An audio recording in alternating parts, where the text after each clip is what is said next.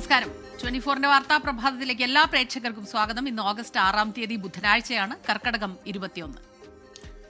സംസ്ഥാനത്ത് കനത്ത മഴ തുടരും എന്നുള്ളത് തന്നെയാണ് കാലാവസ്ഥാ കേന്ദ്രത്തിന്റെ മുന്നറിയിപ്പ്. വടക്കൻ ജില്ലകളിൽ അതിതീവ്ര മഴ തുടരും എന്നുള്ളതാണ് മുന്നറിയിപ്പ്. കണ്ണൂർ, കാസർഗോഡ് ജില്ലകളിൽ റെഡ് അലർട്ട് പ്രഖ്യാപിച്ചിട്ടുണ്ട്. 3 ജില്ലകളിൽ ഓറഞ്ച് അലർട്ട് നിലനിൽക്കുന്നു. അതുപോലെ ഇന്നലെ ഉത്തരകാശിയിലെ മേഘവിസ്ഫോടനം, തുടർന്നുള്ള മിന്നൽ പ്രളയം, അതിലെ രക്ഷാദൌത്യം തുടരുകയാണ്. ഇതടക്കമുള്ള വാർത്തകൾ പ്രേക്ഷകരെ കാത്തിരിക്കുന്നുണ്ട്.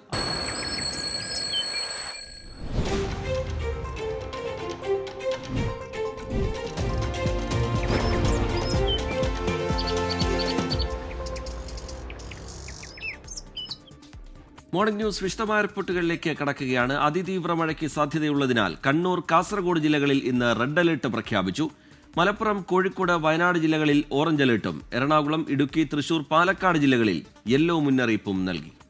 മിഥില ബാലൻ ചേരുന്നുണ്ട് വിവരങ്ങളുമായി. കണ്ണൂരിൽ നിന്നുള്ള വിവരങ്ങളാണ് മിഥില, വടക്കൻ കേരളത്തിൽ നിന്നുള്ള വിവരങ്ങളാണ് നൽകുക. ഒപ്പം മനീഷ് മഹിപാൽ തിരുവനന്തപുരത്ത് നിന്നും ചേരുന്നുണ്ട്. ആദ്യം മിഥിലയിലേക്കാണ്. മിഥില, ഈ വടക്കൻ കേരളത്തിലാണ് ഈ ദിവസങ്ങളിൽ, അതായത് ഇന്നലെ എല്ലായിടത്തും തന്നെ ശക്തമായ മഴയുണ്ടായിരുന്നെങ്കിൽ ഇന്നിപ്പോൾ വടക്കൻ കേരളത്തിൽ കൂടുതൽ മഴ പെയ്യുന്നതിനുള്ള മുന്നറിയിപ്പുകളുണ്ട്. അവിടെ മഴയുണ്ടോ? കോഴിക്കോടാണ് മിഥിലയുള്ളത്. കണ്ണൂരിലെ വിവരങ്ങൾ കൂടി പറയും. സ്മിത, ഞാനുള്ളത് കണ്ണൂരിലാണ്. കാസർഗോഡ്, കണ്ണൂർ ജില്ലകളിലാണ് ഇന്നിപ്പോൾ റെഡ് അലർട്ട് ഉള്ളത്, അതിതീവ്ര മഴ മുന്നറിയിപ്പുള്ളത്. നിലവിലിപ്പോൾ കണ്ണൂരിൽ മഴയില്ല. ഇന്നലെ മഴയുണ്ടായിരുന്നു, പക്ഷേ അതിതീവ്ര മഴയായിരുന്നില്ല. ഇന്നിപ്പോൾ അതിതീവ്ര മഴ മുന്നറിയിപ്പുണ്ട്. പക്ഷേ നിലവിലെ സാഹചര്യത്തിൽ ഇപ്പോൾ രാവിലെ മഴയില്ല. അതേസമയം തന്നെ സ്കൂളുകൾക്ക് അവധിയുണ്ട്, മദ്രസ പഠന സ്ഥാപനങ്ങൾക്ക്, ഒപ്പം തന്നെ അംഗനവാടികൾക്കെല്ലാം അവധിയുണ്ട്. മാത്രമല്ല, വിനോദസഞ്ചാര മേഖലകളിലേക്ക് പോകുന്നവർക്ക് വിലക്കുണ്ട്. ക്വാറിയുടെ പ്രവർത്തനത്തിന് ഇന്ന് നിരോധനമുണ്ട്. ഇത്തരത്തിൽ നോക്കുകയാണെങ്കിൽ അതിതീവ്ര മഴ മുന്നറിയിപ്പുള്ളതിനാൽ തന്നെ കണ്ണൂർ, കാസർഗോഡ് ജില്ലകളിലെല്ലാം തന്നെ അതീവ ജാഗ്രതാ നിർദ്ദേശമാണ് നൽകിയിട്ടുള്ളത്. മലയോര മേഖലകളിലുള്ളവർക്ക് അതീവ ജാഗ്രതാ നിർദ്ദേശം നൽകിയിട്ടുണ്ട്.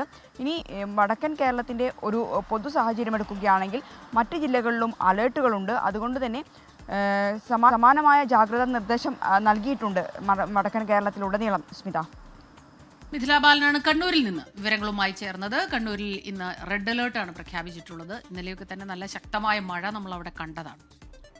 കണ്ണൂർ നഗരത്തിൽ ഇപ്പോൾ മഴ മാറി നിൽക്കുന്നുണ്ടെങ്കിലും വരും മണിക്കൂറുകളിൽ മഴ ശക്തമാകും എന്നുള്ളതാണ് മുന്നറിയിപ്പ്. തിരുവനന്തപുരത്ത് നിന്ന് മനീഷ് മഹിപാൽ കൂടി ചേരുന്നുണ്ട്. മനീഷ്, എന്താണ് ജില്ലകൾക്ക് പൊതുവായി നൽകുന്ന നിർദ്ദേശം? വടക്കൻ കേരളത്തിൽ മഴ ശക്തമാകാനുള്ള സാധ്യതയാണ് പ്രവചിക്കുന്നത്. 2 ജില്ലകളിൽ റെഡ് അലർട്ട് ഉണ്ട്, 3 ജില്ലകളിൽ ഓറഞ്ച് അലർട്ട്. ഏതൊക്കെ മേഖലകൾ പ്രത്യേകമായി ജാഗ്രത പുലർത്തണം? വരും മണിക്കൂറുകളിലെ മഴയുടെ സ്വഭാവം എങ്ങനെയായിരിക്കും? മനീഷ് മഹിപാൽ. ശ്രീജിത്ത്, കേന്ദ്ര കാലാവസ്ഥാ വകുപ്പ് അറിയിക്കുന്നത് ഇന്ന് അതിശക്തമായ മഴ ഉണ്ടാകുമെന്നുള്ള കാര്യമാണ്. അതിശക്തമായിട്ടുള്ള അതിതീവ്ര മഴയ്ക്ക് സാധ്യതയുണ്ട് എന്നുള്ള മുന്നറിയിപ്പ് കൂടിയാണ്. വടക്കൻ ജില്ലകളിലും മധ്യ കേരളത്തിലുമാണ് ഇന്ന് അതിശക്തമായ മഴയ്ക്ക് സാധ്യത. റെഡ് അലേർട്ടുകളും, അതായത് 2 ജില്ലകളിൽ റെഡ് അലർട്ട്, കാസർഗോഡ്, കണ്ണൂർ ജില്ലകളിൽ റെഡ് അലർട്ട് പ്രഖ്യാപിക്കുമ്പോൾ വടക്ക് നിന്ന് തെക്കോട്ടാണ് മഴയുടെ തീവ്രത കുറഞ്ഞു വരുന്നത്. പക്ഷേ തെക്കൻ കേരളത്തിന് മുകളിലും ചക്രവാത ചുഴി ഉള്ളതുകൊണ്ട് തന്നെ തെക്കൻ കേരളത്തിലും അടുത്ത ദിവസങ്ങളിൽ മഴ ശക്തി പ്രാപിക്കാനുള്ള സാധ്യതയുണ്ട്. പരക്കെ സംസ്ഥാനത്ത് എമ്പാടും മഴ പെയ്യാനുള്ള സാധ്യത ഉണ്ടെങ്കിൽ കൂടി മധ്യ കേരളത്തിലും വടക്കൻ കേരളത്തിലുമാണ് കൂടുതൽ മഴ പെയ്യാനുള്ള സാധ്യതയുള്ളൂ. ഒപ്പം തന്നെ കാറ്റിൻ്റെ വേഗത 50 കിലോമീറ്ററിലധികം ആയതുകൊണ്ട് തന്നെ തീരദേശത്തുള്ളവർ ജാഗ്രത പാലിക്കണമെന്നും മത്സ്യബന്ധനത്തിന് ഇന്ന് പോകരുതുമെന്നുള്ള മുന്നറിയിപ്പുണ്ട്. ഒപ്പം തന്നെ ഉയർന്ന തിരമാലയ്ക്ക് കൂടി സാധ്യതയുള്ളതുകൊണ്ട് തീരപ്രദേശത്ത് താമസിക്കുന്നവർ കൂടി ജാഗ്രത പാലിക്കണമെന്നുള്ള കാര്യം കേന്ദ്ര കാലാവസ്ഥാ വകുപ്പ് അറിയിക്കുന്നുണ്ട്. ഒപ്പം തന്നെ സംസ്ഥാനത്തെ ഏറ്റവും വലിയ അണക്കെട്ടായ ഇടുക്കി ഡാമിൻ്റെ ജലനിരപ്പ് നിലവിൽ 70.91% ഉയർന്നിട്ടുണ്ട്. 5 അടി കൂടി വെള്ളം ഉയർന്നാൽ അവിടെ റെഡ് അലർട്ട് പ്രഖ്യാപിക്കേണ്ട ഒരു നിലയിലേക്ക് എത്തും. അങ്ങനെ മലയോര മേഖലയിലടക്കം മഴ കനക്കുന്ന ഒരു നിലയിലേക്ക് എത്തിയിട്ടുണ്ട്. അങ്ങനെ ചക്രവാത ചുഴി നീങ്ങുന്നതനുസരിച്ചാണ് കേരളത്തിൽ മഴ മുന്നറിയിപ്പുകളും മാറി വരുന്നത്. ഇനിയിപ്പോൾ രാവിലെ പുതിയ മുന്നറിയിപ്പുകൾ വരും. മധ്യ കേരളത്തിലും ഓറഞ്ച് അലർട്ട് പ്രഖ്യാപിച്ചിട്ടുണ്ട്. 2 ജില്ലകളിലാണ് പൂർണ്ണമായും എല്ലാ വിദ്യാഭ്യാസ സ്ഥാപനങ്ങൾക്കും അവധിയുള്ളത്. തൃശ്ശൂർ, കാസർഗോഡ് ജില്ലകളിലാണ്. കണ്ണൂരിൽ പ്രൊഫഷണൽ കോളേജുകൾ ഉൾപ്പെടെയുള്ള, അതായത് സ്കൂളുകൾക്ക് മാത്രമാണ് കണ്ണൂർ ജില്ലയിൽ അവധിയുള്ളത്. ഈ നിലയിലാണ് നിലവിൽ കേന്ദ്ര കാലാവസ്ഥാ വകുപ്പ് മുന്നറിയിപ്പ് അറിയിക്കുന്നത്. സ്മിത, ശ്രീജിത്ത്. മനീഷ് മഹിപാലാണ് വിവരങ്ങളുമായി തിരുവനന്തപുരത്ത് നിന്ന് ചേർന്നത്. ഇനി അവധിയുമായി ബന്ധപ്പെട്ട വിവരങ്ങളിലേക്കാണ്. കനത്ത മഴ കണക്കിലെടുത്ത് കണ്ണൂർ, കാസർഗോഡ്, തൃശൂർ ജില്ലകളിലെ വിദ്യാഭ്യാസ സ്ഥാപനങ്ങൾക്ക് ഇന്ന് അവധി പ്രഖ്യാപിച്ചിട്ടുണ്ട്. കണ്ണൂർ ജില്ലയിൽ സ്കൂളുകൾക്കും അംഗനവാടികൾക്കും മതപഠന സ്ഥാപനങ്ങൾക്കും അവധിയാണ്. കാസർഗോഡും തൃശൂരും പ്രൊഫഷണൽ കോളേജ് ഉൾപ്പെടെയുള്ള സ്ഥാപനങ്ങൾക്കാണ് അവധി. തൃശൂരിൽ റെസിഡൻഷ്യൽ വിദ്യാഭ്യാസ സ്ഥാപനങ്ങൾക്ക് അവധിയില്ല. തൃശൂരിൽ മുൻകൂട്ടി നിശ്ചയിച്ച പരീക്ഷകൾക്കും അഭിമുഖങ്ങൾക്കും മാറ്റമില്ല.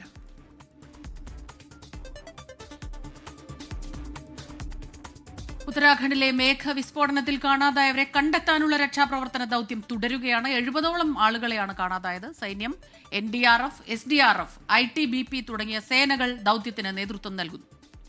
മേഖലയിൽ കാണാതായ 9 സൈനികർക്കായുള്ള തെരച്ചിലും തുടരുകയാണ്. കനത്ത മഴയെ തുടർന്ന് SDRFന്റെ ഒരു സംഘം ഋഷികേശിൽ കുടുങ്ങിയിട്ടുണ്ട്. ബൽറാം നെടുങ്ങാടി ഉത്തരകാശിയിൽ നിന്ന് വിശദാംശങ്ങളുമായി ചേരും.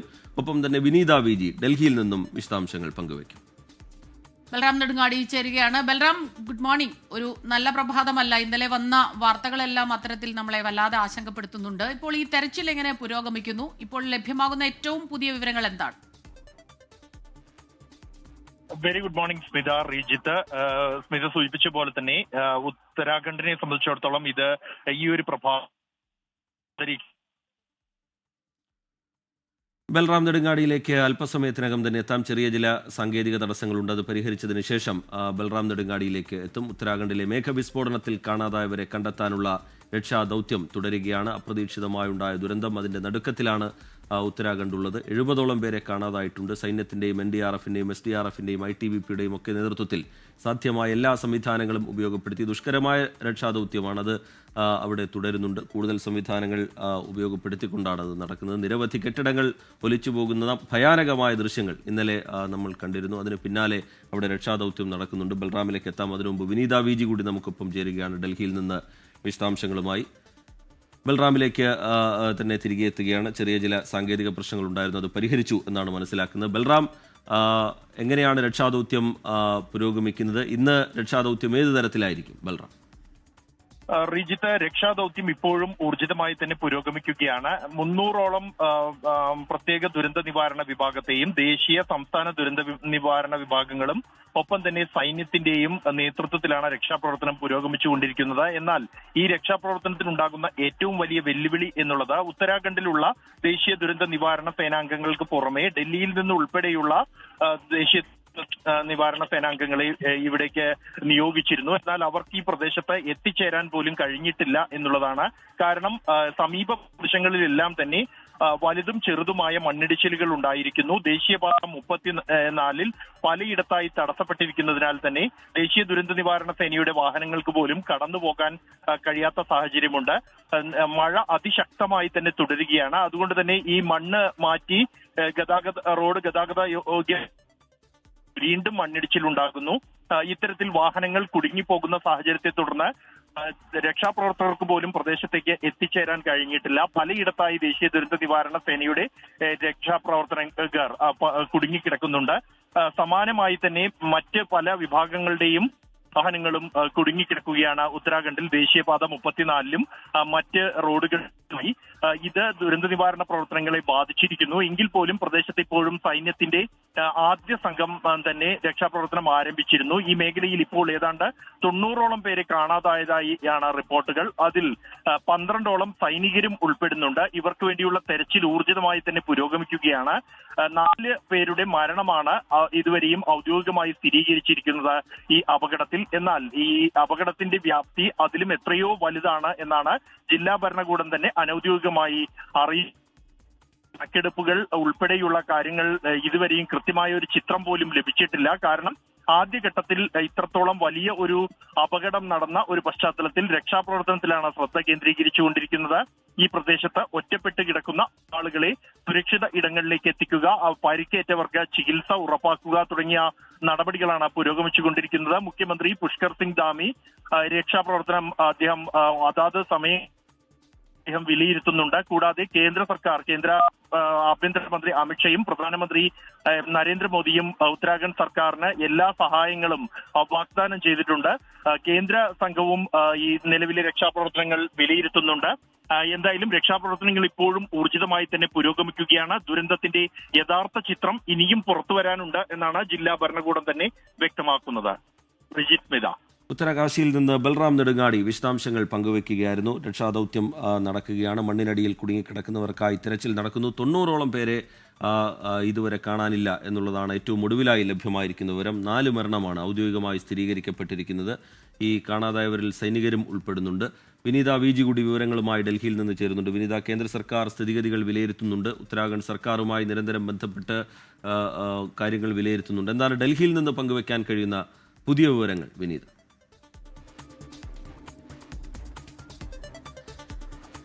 ഇന്നലെ ഉച്ചയ്ക്ക് ഏതാണ്ട് ഒരു 1:30 കൂടിയാണ് ഈ മേഘവിസ്ഫോടനം ഉണ്ടാവുന്നത്. അതിന് തൊട്ട് പിന്നാലെ തന്നെ ഈ കേന്ദ്ര ആഭ്യന്തരമന്ത്രി അമിത്ഷാ, പിന്നാലെ പ്രധാനമന്ത്രി നരേന്ദ്രമോദി എന്നിവർ ഉത്തരാഖണ്ഡ് മുഖ്യമന്ത്രിയുമായി സ്ഥിതിഗതികൾ വിലയിരുത്തിയിട്ടുണ്ട്. ഏത് തരത്തിലും കേന്ദ്രത്തിന്റെ ഭാഗത്തു നിന്നുണ്ടാവുന്ന എല്ലാ സഹായങ്ങളും ഉറപ്പു നൽകുകയും ചെയ്തിട്ടുണ്ട്. പിന്നാലെ തന്നെ ഉത്തരാഖണ്ഡ് MPമാർ പാർലമെന്റ് ഹൗസിലെത്തി കേന്ദ്ര ആഭ്യന്തരമന്ത്രി അമിത്ഷായുമായും കൂടിക്കാഴ്ച നടത്തിയിട്ടുണ്ടായിരുന്നു. സ്ഥിതിഗതികളൊക്കെ തന്നെ താൻ വിലയിരുത്തുന്നുണ്ട് എന്നും ഏതൊരു അടിയന്തര സാഹചര്യത്തിലും കേന്ദ്രത്തിന്റെ എല്ലാവിധ സഹായവും ഉറപ്പു നൽകുമെന്നും കേന്ദ്ര ആഭ്യന്തരമന്ത്രി വ്യക്തമാക്കിയിട്ടുണ്ടായിരുന്നു. പിന്നാലെ തന്നെ പ്രധാനമന്ത്രി നരേന്ദ്രമോദിയും പുഷ്കർ സിംഗ് ധാമിയുമായി സംസാരിച്ചിട്ടുണ്ട്. ഈ ദുരിതം അനുഭവിക്കുന്നവർക്കായി താൻ പ്രാർത്ഥിക്കുന്നുവെന്നും എത്രയും വേഗം അവിടുത്തെ രക്ഷാപ്രവർത്തനങ്ങൾ അത് എത്രയും വേഗം ഊർജിതമാക്കണമെന്നും അതിനാവശ്യമായിട്ടുള്ള എല്ലാ സഹായവും കേന്ദ്രത്തിന്റെ ഭാഗത്തു നിന്നുണ്ടാകുമെന്നും ജനങ്ങൾക്ക് ആവശ്യമായിട്ടുള്ള എല്ലാ പിന്തുണയും ഉറപ്പു നൽകുമെന്നും പ്രധാനമന്ത്രിയും അറിയിച്ചിട്ടുണ്ടായിരുന്നു. പിന്നാലെ തന്നെ ലോക്സഭാ പ്രതിപക്ഷ നേതാവ് രാഹുൽ ഗാന്ധി, ഒപ്പം പ്രിയങ്ക ഗാന്ധി എന്നിവരും എക്സ്പോസ്റ്റിലൂടെ പ്രതികരിക്കുകയുണ്ടായി. എല്ലാ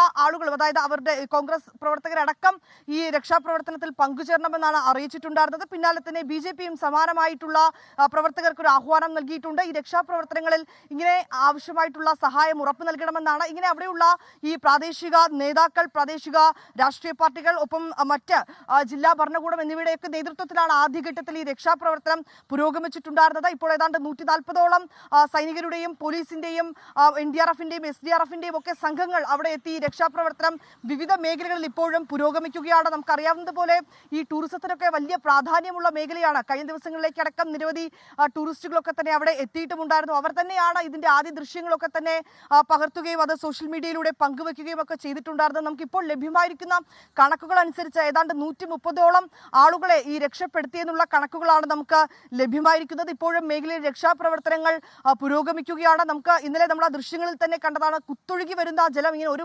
ഭൂപ്രദേശത്തെ മുഴുവനും ഇങ്ങനെ നീക്കിക്കൊണ്ടു പോകുന്ന ഒരു കാഴ്ചയാണ് നമുക്ക് കാണാൻ കഴിഞ്ഞിട്ടുണ്ട്. ഏതാണ്ട് 25ഓളം കെട്ടിടങ്ങളാണ് ഈ ഒഴുക്കിൽ പെട്ട് ഒഴുകിപ്പോയത്. ആ കെട്ടിടാവശിഷ്ടങ്ങളൊക്കെ ഒഴുകിപ്പോകുന്നത് നമുക്ക് കാണാൻ കഴിഞ്ഞിട്ടുണ്ടായിരുന്നു. നിരവധി ഹോട്ടലുകൾ, ഹോം സ്റ്റേകളൊക്കെ ഇങ്ങനെ ഒഴുകിപ്പോയിട്ടുണ്ട്. വിവിധ മേഖലകളിൽ ഇപ്പോഴും തെരച്ചിൽ തുടരുകയാണ്. 8ഓളം സൈനികരെയും ആ മേഖലയിൽ കാണാനില്ല എന്ന തരത്തിലുള്ള വിവരങ്ങളും വന്നിട്ടുണ്ടായിരുന്നു. ആ പ്രദേശത്തൊരു സൈനിക ക്യാമ്പ് ഉണ്ടായിരുന്നു എന്ന തരത്തിലുള്ള ചില റിപ്പോർട്ടുകൾ കൂടി നമുക്ക് ആ ഘട്ടത്തിൽ ലഭ്യമായിട്ടുണ്ടായിരുന്നു. ഒപ്പം തന്നെ ഇന്നലെ പ്രധാനമന്ത്രി പിന്നീട് മുഖ്യമന്ത്രിയുമായും സംസാരിച്ച അദ്ദേഹവും സ്ഥിതിഗതികൾ വിലയിരുത്തിയിട്ടുണ്ട്. അതിന് തൊട്ട് പിന്നാലെ തന്നെ പ്രത്യേകമായിട്ടുള്ള അവലോകന യോഗം പുഷ്കർ സിംഗ് ധാമിയുടെ നേതൃത്വത്തിൽ ചേർന്നിട്ടുണ്ട്.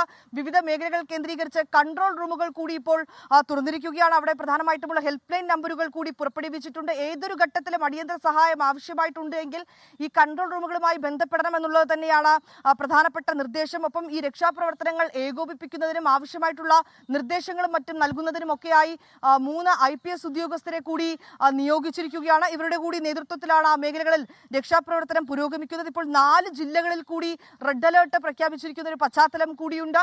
ഒപ്പം തന്നെ വിവിധ ജില്ലകളിലെ സ്കൂളുകൾക്ക് അവധി നൽകിയിരിക്കുകയാണ്. എന്നിങ്ങനെ ഒരു മേഖലയിലുണ്ടായ ദുരന്തം അവിടെ ഒറ്റക്കെട്ടായി നിന്നുകൊണ്ട് ഇപ്പോൾ ഈ ദുരിതാശ്വാസ പ്രവർത്തനങ്ങൾ പുരോഗമിക്കുന്നതിനുള്ള നടപടിക്രമങ്ങളൊക്കെ തന്നെയാണ് ഇപ്പോഴും നടക്കുന്നത്. ഇന്ന് രാവിലെയും ഒരുപക്ഷെ പ്രത്യേക യോഗമൊക്കെ കേന്ദ്രത്തിന്റെ ഭാഗത്തു നിന്നുണ്ടാകുമെന്ന് തന്നെയാണ് നമുക്ക് മനസ്സിലാക്കാൻ കഴിയുന്നത്. ഇതുമായി ബന്ധപ്പെട്ടുകൊണ്ടുള്ള എല്ലാ സ്ഥിതിഗതികളും കേന്ദ്ര ആഭ്യന്തര മന്ത്രാലയവും പ്രതിരോധ മന്ത്രാലയവും ഒക്കെ തന്നെ കൃത്യമായി വിലയിരുത്തുന്നുമുണ്ട്. പ്രധാനമന്ത്രി നേരിട്ട് തന്നെ ഈ സ്ഥിതിഗതികൾ വിലയിരുത്തുകയും മുഖ്യമന്ത്രിയുമായി സംസാരിക്കുകയും ചെയ്തിട്ടുണ്ട്. വിനിത, ഈ ഒരു ഗ്രാമം മുഴുവൻ, ധരാലിയ എന്ന ഗ്രാമം മുഴുവൻ ഒലിച്ചുപോയി എന്നുള്ള വിവരമാണ് വന്നത്. അപ്പോൾ ഇപ്പോൾ ഇത്ര കണക്കുകൾ ഔദ്യോഗികമായി പറയുന്നുണ്ടെങ്കിലും അതിലും ഒരുപക്ഷെ എത്രയോ കൂടുതലായിരിക്കും. കാരണം ഒരുപാട് വിനോദയാത്രക്കാർ, വിനോദസഞ്ചാരികൾ, തീർത്ഥാടകരൊക്കെ തന്നെ സ്ഥിരമായി അവിടെ എത്തുന്നതാണ്.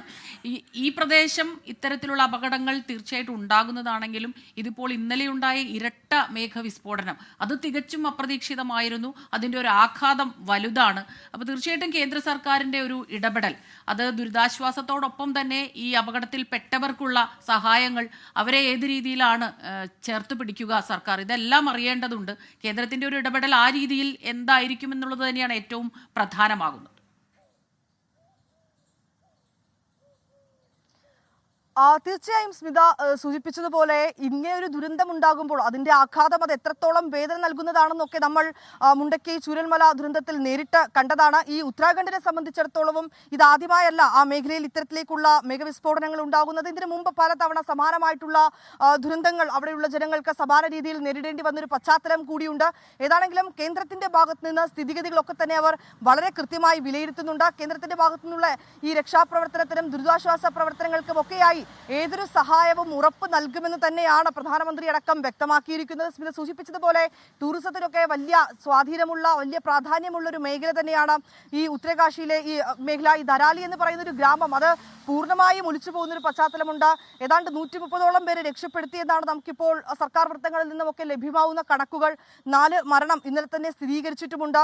8ഓളം സൈനികരെ ഈ മേഖലയിൽ കാണാനില്ല എന്നൊരു വിവരം കൂടി ലഭ്യമാവുന്നുണ്ട്. പക്ഷേ അതേസമയം 140ഓളം ഈ സൈനികരുടെയും പോലീസിന്റെയും SDRFന്റെയും NDRFന്റെയും ഒക്കെ സംഘങ്ങൾ അവിടെ എത്തിയപ്പോൾ ദുരിതാശ്വാസ പ്രവർത്തനങ്ങൾ അത് പുരോഗമിക്കുന്നു എന്നുള്ള വിവരങ്ങളാണ് നമുക്ക് ലഭ്യമായിരിക്കുന്നത്. ഇതൊക്കെ പ്രാഥമിക കണക്കുകൾ മാത്രമാണ് ഇപ്പോൾ നമുക്ക് ലഭ്യമായിരിക്കുന്നത്. ഇനി ദുരിതാശ്വാസ പ്രവർത്തനങ്ങളും തെരച്ചിലും ഒക്കെ വളരെ ഊർജിതമായി തന്നെ പുരോഗമിക്കുന്ന പശ്ചാത്തലത്തിൽ അത് എത്രത്തോളം അതിന്റെ ഒരു വ്യാപ്തി ഉണ്ട് എന്നൊക്കെ നമുക്ക് വരും മണിക്കൂറുകളിൽ മാത്രമാണ് നമുക്ക് ഒരുപക്ഷെ കണക്കുകളൊക്കെ അറിയാൻ കഴിയുക. ഏതാണെങ്കിലും കേന്ദ്ര സർക്കാർ സ്ഥിതിഗതികളൊക്കെ തന്നെ വളരെ കൃത്യമായി വിലയിരുത്തുന്നുണ്ട്. ഇന്നലെ വൈകിട്ട് തന്നെ ഈ ഒരു ദുരന്തമുണ്ടായതിന് തൊട്ട് പിന്നാലെ തന്നെ MP-മാർ പാർലമെന്റിലെത്തി കേന്ദ്ര ആഭ്യന്തരമന്ത്രിയുമായി അവർ കൂടിക്കാഴ്ച നടത്തിയിട്ടുണ്ടായിരുന്നു. സ്ഥിതിഗതികളൊക്കെ തന്നെ വളരെ കൃത്യമായി വിലയിരുത്തുന്നുണ്ട്. താൻ പ്രത്യേകമായി സ്ഥിതിഗതികളൊക്കെ തന്നെ നിരീക്ഷിക്കുന്നുണ്ട് എന്ന് തന്നെയാണ് കേന്ദ്ര ആഭ്യന്തരമന്ത്രിയും വ്യക്തമാക്കിയിരിക്കുന്നത്. ഏതാണെങ്കിലും കേന്ദ്രത്തിന്റെ ഭാഗത്ത് നിന്ന് എല്ലാവിധ പിന്തുണയും ഉറപ്പ് നൽകുന്നുണ്ട് എന്ന് തന്നെയാണ് പറയുന്നത്. ദുരിതാശ്വാസ ദുരന്തബാധിത മേഖലയിൽ അവശിഷ്ടങ്ങൾക്കിടയിൽ കുടുങ്ങിക്കിടക്കുന്നവരെ രക്ഷപ്പെടുത്തുക എന്നുള്ള ദൗത്യം ഇപ്പോൾ പുരോഗമിക്കുകയാണ്. അതുതന്നെയാണ് പരമപ്രധാനമായ ദൗത്യവും. കേന്ദ്ര സർക്കാരും അവിടുത്തെ മുഖ്യമന്ത്രിയും പുഷ്കർ സിംഗ് ധാമിയും അവിടെ ഇന്ന് എത്തും. അവിടെ സ്ഥിതിഗതികൾ വിലയിരുത്തും. ബൽറാം നെടുങ്ങാടിയും വിനിത വിജിയുമാണ് നമുക്ക് വിവരങ്ങളുമായി ചേർന്നത്. മറ്റൊരു റിപ്പോർട്ടിലേക്ക്. കൊച്ചിയിൽ 277 ഗ്രാം MDMA-യുമായി യുവാവ് പിടിയിൽ. എറണാകുളം സ്വദേശി ആൽഫ്രിൻ സണ്ണിയാണ് പിടിയിലായത്. കാറിൽ പ്രത്യേകം ക്രമീകരിച്ച അറയ്ക്കുള്ളിലാണ് MDMA സൂക്ഷിച്ചിരുന്നത്. വിവരങ്ങളുമായി വിഷ്ണു സുരേഷ് കൊച്ചിയിൽ നിന്ന് ചേരുകയാണ്. വിഷ്ണു, എങ്ങനെയാണ് ഇവർ വലയിലായത്? ലഭ്യമാകുന്ന വിവരങ്ങൾ എന്താണ് വിഷ്ണു? ഇന്ന് പുലർച്ചെയാണ് ഈ ഡാൻസ് ഓഫ് സംഘം, കൊച്ചിയിലെ ഡാൻസ് ഓഫ് യൂണിറ്റ് 4ന്റെ നേതൃത്വത്തിൽ ആൽഫ്രൻ സണ്ണിയെ പിടികൂടുന്നത്. ഇയാൾ ബംഗളൂരുവിൽ പോയി MDMA-യും എടുത്ത് കൊച്ചിയിലേക്ക് വന്നു. അതിനിടയിലാണ് ചളിക്കവട്ടത്ത് വെച്ച് ഇയാളെ കൃത്യമായി നിരീക്ഷിക്കുകയും ആ ഡാൻസ് ഓഫ് സംഘം ഇയാളെ പിടികൂടുകയും ചെയ്തത്. ഇയാൾ കാറ് വിശദമായി പരിശോധന നടത്തി. കാറിന്റെ ബാക്കിൽ ഈ ഡിക്കി പോലുള്ള ഭാഗങ്ങൾ അവിടെ ഒരു പ്രത്യേക അറയുണ്ടാക്കി അതിൽ സൂക്ഷിച്ചിരുന്ന MDMA-യാണ് പിടിച്ചെടുത്തിരിക്കുന്നത്. ഇയാള് ഇത് കൊച്ചിയിൽ വിൽപ്പനയ്ക്ക് വേണ്ടി എത്തിച്ചതെന്നുള്ള കാര്യത്തിൽ ഏറെക്കുറെ സ്ഥിരീകരണമുണ്ട്. സ്ഥിരമായി ഇത്തരത്തിൽ ലഹരി വിൽപ്പന നടത്തുന്നയാളാണോ എന്നൊരു സംശയം പോലീസ് ഡാൻസ് ഓഫിനുണ്ട്. ഡാൻസ് ഓഫ് വിശദമായി പരിശോധിച്ചു വരികയാണ്. പ്രതിയെ പാലാരിവട്ടം പോലീസ് സ്റ്റേഷനിലേക്ക് കൈമാറിയിട്ടുണ്ട്. Kochi dance of unit 4 SI വിനോജിന്റെ നേതൃത്വത്തിലുള്ള സംഘമാണ് ഇയാളെ പിടികൂടിയത്. കൃത്യമായി കുറച്ച് നാളുകളായി ഇയാൾ നിരീക്ഷണത്തിലായിരുന്നു. അതുകൊണ്ടാണ് കൃത്യവിവരത്തിന്റെ അടിസ്ഥാനത്തിൽ ഇയാളെ പിടികൂടാനായത്. ഇയാളെ വിശദമായി ചോദ്യം ചെയ്ത ശേഷം കൂടുതൽ പേരിലേക്ക് എത്താനാകുമെന്ന പ്രതീക്ഷയാണ് നിലവിൽ പോലീസിനുള്ളത്. കഴിഞ്ഞ കുറച്ച് ദിവസങ്ങളായി കൊച്ചിയിലേക്ക് MDMA വരവ് വർദ്ധിച്ചിട്ടുണ്ട്. പ്രത്യേകിച്ച് ഓണമെല്ലാം അടുത്തൊരു പശ്ചാത്തലത്തിലാണ് ഇത്തരത്തിൽ രാസലഹരിയുടെ വരവ് വർദ്ധിച്ചിരിക്കുന്നത്. അതുകൊണ്ട് തന്നെ പ്രത്യേക പരിശോധനകളും നിരീക്ഷണങ്ങളും ഒക്കെ ശക്തമാക്കിയിട്ടുണ്ട് സിറ്റി പോലീസ്.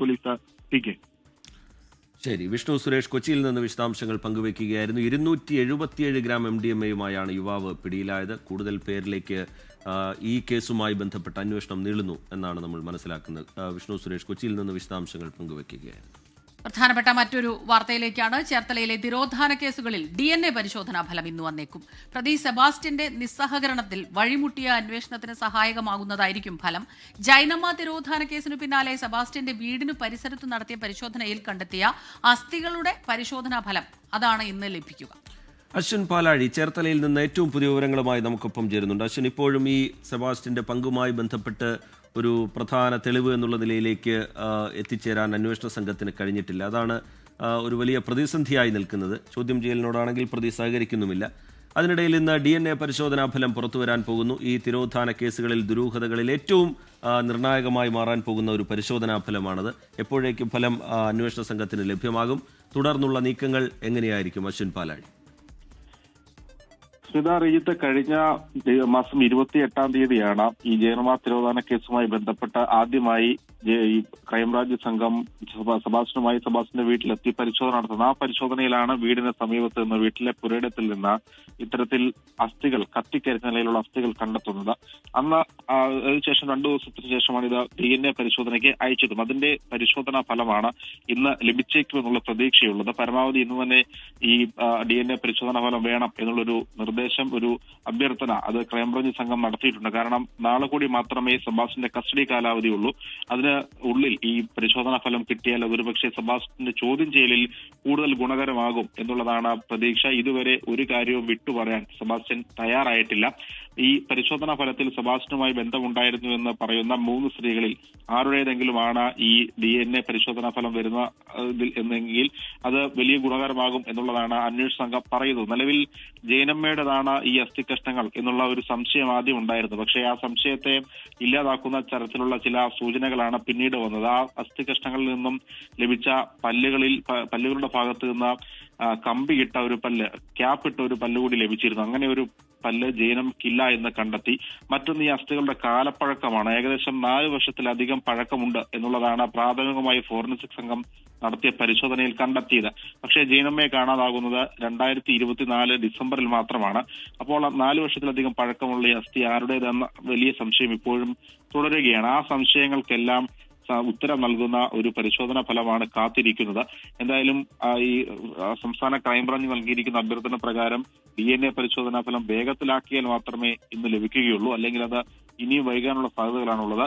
എന്തായാലും ഇന്ന് വളരെ നിർണായകമായ ദിവസമാണ്. ഒപ്പം റഡാർ പരിശോധന കൂടി ഒരുപക്ഷെ സെബാസ്റ്റ്യന്റെ വീടിന് പരിസരത്ത് ഉണ്ടായേക്കും. അങ്ങനെയെങ്കിൽ ഈ വീടിനടിയിൽ അല്ലെങ്കിൽ പുരയിടത്തിനടിയിൽ കൂടുതൽ അസ്ഥി കഷ്ണങ്ങൾ ഉണ്ടോ എന്നുള്ള വ്യക്തത കൂടി അതിൽ ഉണ്ടാകും. ഒപ്പം സെബാസ്റ്റ്യന്റെ ഭാര്യയെയും സെബാസ്റ്റ്യനെയും ഒരുമിച്ചിരുത്തിയുള്ള ചോദ്യം ചെയ്യലും ഇന്ന് നടക്കും. അത് കോട്ടയം ക്രൈംബ്രാഞ്ച് ഓഫീസിലാണ് നടക്കുക. ഇന്ന് എത്താനാണ് സെബാസ്റ്റ്യന്റെ ഭാര്യയോട് ക്രൈംബ്രാഞ്ച് സംഘം നൽകിയിരിക്കുന്ന നിർദ്ദേശം. എന്തായാലും അന്വേഷണത്തിന്റെ കാലയളവിൽ സെബാസ്റ്റ്യന്റെ കസ്റ്റഡി കാലാവധി അവസാനിക്കാൻ 1 ദിവസം മാത്രം ബാക്കി നിൽക്കെ നടക്കുന്ന ഈ നീക്കങ്ങളൊക്കെ വളരെ പ്രതീക്ഷയോടെയാണ് ക്രൈംബ്രാഞ്ച് സംഘം കാണുന്നത്. നേരത്തെ അശ്വിൻ ചൂണ്ടിക്കാട്ടിയതുപോലെ നാളെ കസ്റ്റഡി കാലാവധി അവസാനിക്കുകയാണ്. അതിനു മുമ്പ് ഒരുപക്ഷെ ഇന്നിപ്പോൾ ഈ DNA പരിശോധനാ ഫലം വന്നില്ലെങ്കിൽ പോലും അതിനു മുമ്പൊരു പ്രതിയുമായൊരു തെളിവെടുപ്പിനുള്ള നീക്കം ക്രൈംബ്രാഞ്ച് സംഘം ആലോചിക്കുന്നുണ്ടോ അശ്വിൻ പാലാഴി? നിലവിൽ അത്തരത്തിലേക്കൊരു ആലോചന ക്രൈംബ്രാഞ്ച് സംഘത്തിനുണ്ട്. അതിനു മുന്നോടിയായി ഈ ബിന്ദു തിരോധാന കേസുമായി ബന്ധപ്പെട്ട് ഒപ്പം ജയനമ്മ തിരോധാന കേസുമൊക്കെയായി ബന്ധപ്പെട്ട് നിർണായക വിവരങ്ങൾ ഒരുപക്ഷെ ഭാര്യയ്ക്കറിയാം എന്നുള്ള ഒരു സംശയം ക്രൈംബ്രാഞ്ചിനുണ്ട്. പക്ഷേ അവർ മാധ്യമങ്ങൾക്ക് മുന്നിൽ, പ്രത്യേകിച്ച് നമ്മളോട് ഇന്നലെ പ്രതികരിച്ചപ്പോൾ സെബാസ്റ്റ്യന് ഇങ്ങനെയൊരു പശ്ചാത്തലം ഉള്ളതായി പോലും അവർ പറയുന്നില്ല. ഒരുപക്ഷെ ഭാര്യയിൽ നിന്നൊക്കെ മറച്ചു വെച്ചിട്ടുണ്ടോ എന്നുള്ളതാണ് ക്രൈംബ്രാഞ്ച് സംഘം സംശയിക്കുന്നത്.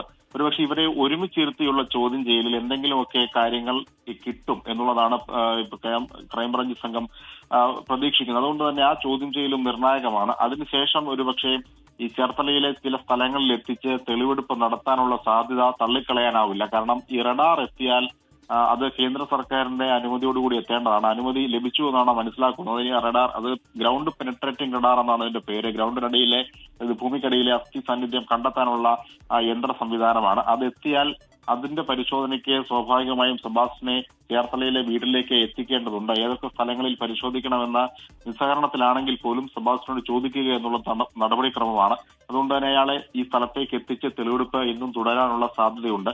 ഒപ്പം ചേർത്തലയിലെ മറ്റേതെങ്കിലും സ്ഥലത്ത് ഇത്തരത്തിൽ അസ്ഥി കഷ്ണങ്ങൾ കുഴിച്ചിട്ടുണ്ടോ അല്ലെങ്കിൽ ശരീരം പൂർണ്ണമായും കുഴിച്ചിട്ടുണ്ടോ എന്നുള്ള ഒരു സംശയം പോലീസിനുണ്ട്. അത് പ്രധാനമായും ആ സംശയത്തിലേക്ക് നീളുന്നത് വീട്ടിൽ നിന്ന് കണ്ടെത്തിയ അസ്ഥി കഷ്ണങ്ങൾ മാത്രമാണ്, ചില അവശിഷ്ടങ്ങൾ മാത്രമാണ്. അത് തലയോട്ടിയുടെയും തുടയലിന്റെയും ഭാഗങ്ങൾ മാത്രമാണ് കണ്ടെത്താനായത്. ഈ ശരീരം എവിടെ മറവ് ചെയ്തു എന്നുള്ള സംശയം ഇപ്പോഴും നിലനിൽക്കുകയാണ്. അതിനൊരു ഉത്തരമില്ല. അത് ചില സംശയങ്ങൾ മാത്രമാണ് പോലീസിന് ഉള്ളത്. അവിടേക്ക് ഏതെങ്കിലും തരത്തിൽ ഈ സംശയങ്ങൾ ഉള്ള സ്ഥലങ്ങളിൽ ഏതെങ്കിലും തരത്തിൽ പരിശോധന ഇന്ന് ഉണ്ടാകുമോ നാളെ ഉണ്ടാകുമോ എന്നുള്ളതൊക്കെ നിർണായകമാണ്. എന്തായാലും ഈ ശരീരങ്ങൾ എവിടെ കൊല ചെയ്യപ്പെട്ടെങ്കിൽ മൃതദേഹം എവിടെ മറവ് ചെയ്തു എന്നുള്ള വലിയ ചോദ്യത്തിന് ഇപ്പോഴും ഉത്തരം കിട്ടിയിട്ടില്ല. അശ്വിൻ പാലാഴിയാണ് ചേർത്തലയിൽ നിന്ന് വിശദാംശങ്ങളുമായി നമുക്കൊപ്പം ചേർന്നത്. ഇന്ന് ഏതായാലും ഈ കേസിൽ നിർണായകമായ ഒരു ദിനമാണ്. DNA പരിശോധനാ ഫലം ഇന്നെത്തും. അതുപോലെ തന്നെ പ്രതിയുടെ കസ്റ്റഡി കാലാവധി അവസാനിക്കുന്നതിനും ഇനി 1 ദിവസം മാത്രമാണ് ബാക്കിയുള്ളത്. കേരള സർവകലാശാല VC രജിസ്ട്രാർ തർക്കവുമായി ബന്ധപ്പെട്ട ഹർജി ഹൈക്കോടതി ഇന്ന് വീണ്ടും പരിഗണിക്കും. തന്റെ ജോലി തടസ്സപ്പെടുത്തുന്നുവെന്ന് കാണിച്ച് ഡോക്ടർ KS അനിൽകുമാർ നൽകിയ ഹർജിയാണ് പരിഗണിക്കുക. രജിസ്ട്രാറെ സസ്പെൻഡ് ചെയ്യാനുള്ള അധികാരം സിൻഡിക്കേറ്റിനാണെന്ന് കഴിഞ്ഞ തവണ ഹൈക്കോടതി നിരീക്ഷിച്ചിരുന്നു. VC-ക്കും രജിസ്ട്രാർക്കും വാശിയാണെന്നും കോടതിയുടെ വിമർശനവും ഉണ്ടായിരുന്നു. അമൽ സുരേന്ദ്രനാണ് ചേരുന്നത് കൊച്ചിയിൽ നിന്ന് വിവരങ്ങളുമായി. അമൽ, ഗുഡ് മോർണിംഗ്. എലിയും പൂച്ചയും കളിക്കുകയാണോ എന്നുള്ള ചോദ്യം കോടതിയുടെ ഭാഗത്തു നിന്നുണ്ടായിരുന്നതാണ്. ഇത് മാത്രമല്ല, VC രജിസ്ട്രാറെ സസ്പെൻഡ് ചെയ്ത നടപടി, ആ നടപടിയിൽ നിന്നാണ് ഈ കാണുന്ന കോലാഹലങ്ങളെല്ലാം ഉണ്ടായത്. അപ്പോൾ തീർച്ചയായിട്ടും ഇന്നത്തെ ദിവസം രജിസ്ട്രാർ നൽകിയ ഈ ഹർജി പരിഗണിക്കുമ്പോൾ അത് വളരെ പ്രധാനപ്പെട്ടതാണ്. അസ്മിത, കഴിഞ്ഞ ദിവസവും ഹൈക്കോടതി ഈ ഒരു ഹർജി പരിഗണിക്കുന്ന സാഹചര്യം ഉണ്ടായിരുന്നു. ജസ്റ്റിസ് TR രവിയുടെ ബെഞ്ചാണ് ഈ ഒരു ഹർജി പരിഗണിച്ചുകൊണ്ട് ചില പരാമർശങ്ങൾ നടത്തിയത്. അതിൽ പ്രധാനപ്പെട്ടത് VC-ക്ക് രജിസ്ട്രാറെ സസ്പെൻഡ് ചെയ്യാനുള്ള അധികാരമില്ല, അത് ഉള്ളത് സിൻഡിക്കേറ്റിനും ചില അടിയന്തര ഘട്ടങ്ങളിൽ അക്കാഡമിക് കൗൺസിലിനും മാത്രമാണ്. അപ്പോൾ രജിസ്ട്രാറെ സസ്പെൻഡ് ചെയ്ത VC-യുടെ നടപടി അതൊരു വാക്കാൽ ഒരു നിയമപരമായ ഒരു നടപടി അല്ല എന്ന ഒരു പരാമർശമാണ്, നിരീക്ഷണമാണ് ഇന്നലെ ഹൈക്കോടതിയുടെ ഭാഗത്ത് നിന്ന് ഉണ്ടായത്.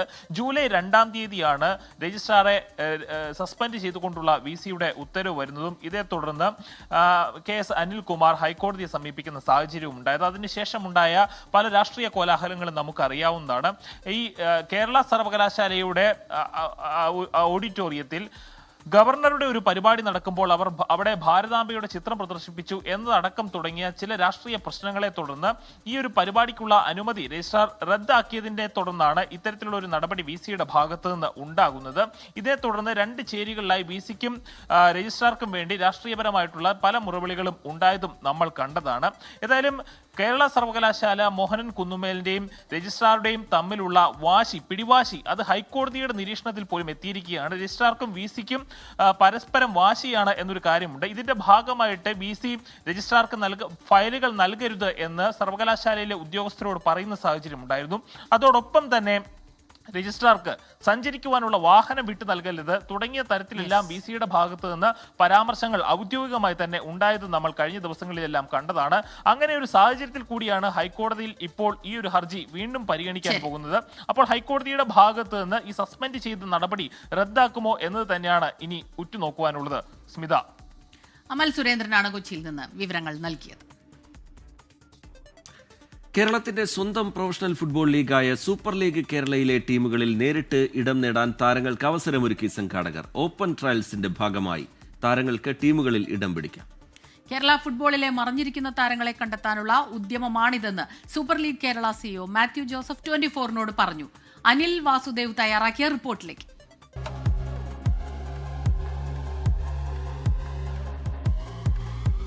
സൂപ്പർ ലീഗ് കേരള 2-ാം സീസണിന് ഒരുങ്ങുകയാണ്. ടീമുകളൊക്കെ തന്നെ അതിന്റെ തയ്യാറെടുപ്പ് തുടങ്ങിക്കഴിഞ്ഞു. അതിനൊരു സഹായം എന്നോണം ഇപ്പോൾ ലീഗ് തന്നെ ഒരു സൗകര്യം ഒരുക്കി കൊടുക്കുന്നു. പുതിയ പ്രതിഭകളെ കണ്ടെത്താൻ അല്ലെങ്കിൽ അവരെ ടീമുകളിലേക്കൊക്കെ തന്നെ ചേക്കേറാൻ ട്രയൽസുമായി എത്തുകയാണ് സൂപ്പർ ലീഗ് കേരളയുടെ ആ ടീം തന്നെ, അധികൃതർ തന്നെ. ഇപ്പോൾ അതിന്റെ ട്രയൽസ് കൊച്ചിയിലൊക്കെ തന്നെ പുരോഗമിച്ചുകൊണ്ടിരിക്കുകയാണ്. ഇപ്പോൾ super league Kerala CEO Mathew Joseph 24-നൊപ്പം ചേർന്നു. മാത്യു, എന്തായാലും ഒരുപക്ഷെ നിങ്ങൾ ഇതിന് പേരിട്ടിരിക്കുന്നത് തന്നെ ഗെയിം ചേഞ്ചർ എന്നാണ്. ഒരുപക്ഷെ കേരള ഫുട്ബോളിന്റെ മാറ്റത്തിന് ഒരു ഗെയിം ചേഞ്ചിങ് സംഭവം കൊണ്ടുവരുന്ന ഒരു ഇനീഷ്യേറ്റീവ് തന്നെയാണ്. യെസ്, കേരളയുടെ on resources, on players, super under 23 അവർക്ക് കിട്ടുന്ന ഒരു ഓപ്പർച്യൂണിറ്റി, സ്കൗട്ടിംഗ് ഓപ്പർച്യൂണിറ്റി വഴി 6 ടീമിലോട്ട് കയറാനുള്ളത്, അതിന്റെ പേരാണ് പ്രോജക്ട് ഗെയിം ചേഞ്ചർ. ഇപ്പൊ ഇത് കേരളത്തിന്റെ വിവിധ ഭാഗങ്ങളിലായി ട്രയൽസ് നടക്കുന്നത്, അതിന്റെ അവസാന ഘട്ടമാണ് ഇപ്പോൾ നടക്കുന്നത്. സോ ഇത് 4ാമത്തെ ലൊക്കേഷനാണ്. ഇതിന് മുമ്പ് നമ്മൾ കണ്ണൂർ, കാലിക്കറ്റ്, ട്രിവാൻഡ്രം കഴിഞ്ഞ 1 മാസം കൊണ്ട് 3 സ്ഥലങ്ങളിൽ നമ്മൾ കവർ ചെയ്തു. എല്ലാ 6 സ്കൗട്ട്സും എല്ലാ ടീമിലെയും റിപ്രസെന്റ് ചെയ്യുന്നുണ്ട്. ഇതിനകത്ത് നിന്ന് അവർ ഓൾറെഡി കഴിഞ്ഞ 3 ലൊക്കേഷനകത്ത് പ്ലെയേഴ്സിനെ സെലക്ട് ചെയ്തിട്ടുണ്ട്. ദെൻ അതിനകത്ത് ഡിസേർവിംഗ് പ്ലെയേഴ്സ് ആണ് സൂപ്പർ ലീഗ് കേരളയുടെ ക്യാമ്പിലോട്ട് പോകാൻ പോകുന്നത്. എന്നാണ് സീസൺ തുടങ്ങുക? ഒരു ഔദ്യോഗികത കാത്തിരിക്കുകയാണ്. ഒക്ടോബർ 1st വീക്കിലാണ് സൂപ്പർ ലീഗ് കേരളയുടെ നമ്മൾ സീസൺ തുടങ്ങാൻ ഉദ്ദേശിക്കുന്നത്. സീസൺ 1-നേക്കാൾ തിളക്കമുള്ളതും കൂടുതൽ കോമ്പറ്റീറ്റീവും ആകും ഇത്തവണത്തെ സീസൺ എന്ന കാര്യത്തിൽ തർക്കം. അതാണ് ഞങ്ങളുടെ ഒരു കംപ്ലീറ്റ് ഒരു എൻഡേവർ. 6 സ്റ്റേഡിയം ഉണ്ട് ഈ പ്രാവശ്യം. കഴിഞ്ഞ കൊല്ലം നമ്മുടെ 4 സ്റ്റേഡിയമാണ്, ഈ കൊല്ലം 6 സ്റ്റേഡിയം ഉണ്ട്. കണ്ണൂരും തൃശ്ശൂരും അഡീഷണൽ സ്റ്റേഡിയങ്ങളുണ്ട്. സോ ബെറ്റർ റെസ്പോൺസ് ആയിരിക്കുമെന്ന് എനിക്ക് ഡെഫിനറ്റ്ലി ഐ എം ഹോപ്പിംഗ്. എല്ലാവിധ ഭാവുകങ്ങളും SLK കൂടുതൽ സക്സസ് ആവട്ടെ എന്ന് കൊച്ചിയിൽ നിന്ന് സ്വാതി കൃഷ്ണയ്ക്കൊപ്പം അനിൽ വാസുദേവ് 24. സംസ്ഥാന മന്ത്രിസഭാ യോഗം ഇന്ന് ചേരും. സർവകലാശാലകളിലെ സ്ഥിരം VC നിയമനവുമായി ബന്ധപ്പെട്ട് സ്വീകരിക്കേണ്ട നടപടികൾ യോഗത്തിൽ ചർച്ചയായേക്കും. മന്ത്രിമാരുമായുള്ള കൂടിക്കാഴ്ചയിൽ ഗവർണർ മുന്നോട്ട് വെച്ച നിർദ്ദേശങ്ങളോട് എങ്ങനെ പ്രതികരിക്കണം എന്നതും യോഗം ചർച്ച ചെയ്യാൻ ഇടയുണ്ട്. ഓണത്തിന്റെ ഭാഗമായി നൽകുന്ന ബോണസ്, ഉത്സവ ഭത്ത തുടങ്ങിയ കാര്യങ്ങളും മന്ത്രിസഭാ യോഗത്തിന്റെ പരിഗണനയ്ക്ക് വന്നേക്കും. CPIM സംസ്ഥാന നേതൃയോഗങ്ങൾക്ക് ഇന്ന് തുടക്കമാകും. തദ്ദേശ സ്ഥാപനങ്ങളിലേക്കുള്ള തെരഞ്ഞെടുപ്പിന്റെ തയ്യാറെടുപ്പുകളാണ് നേതൃയോഗങ്ങളിലെ പ്രധാന അജണ്ട. ഛത്തീസ്ഗഡിലെ കന്യാസ്ത്രീകളുടെ അറസ്റ്റുമായി ബന്ധപ്പെട്ട തുടർ ഇടപെടലുകളും അജണ്ടയിലുണ്ടായേക്കും. സർവകലാശാലകളിലെ പ്രതിസന്ധി പരിഹരിക്കാൻ സ്വീകരിക്കേണ്ട നടപടികളും ചർച്ചയ്ക്ക് വരും. ഇന്ന് സംസ്ഥാന സെക്രട്ടേറിയറ്റ് യോഗവും നാളെ സംസ്ഥാന സമിതിയുമാണ് ചേരുന്നത്. CPI തിരുവനന്തപുരം ജില്ലാ സമ്മേളനത്തിന് ഇന്ന് പതാക ഉയരും. പൊതുസമ്മേളന വേദിയായ പുത്തരിക്കണ്ടം മൈതാനത്താണ് പതാക ഉയരുക. തുടർന്ന് സാംസ്കാരിക സമ്മേളനവും നടക്കും. CPI സംസ്ഥാന എക്സിക്യൂട്ടീവ് അംഗം മുല്ലക്കര രത്നാകരൻ മുഖ്യപ്രഭാഷണം നടത്തും. നാളെയാണ് ജില്ലാ സമ്മേളനത്തിന്റെ ഭാഗമായുള്ള പൊതുസമ്മേളനം.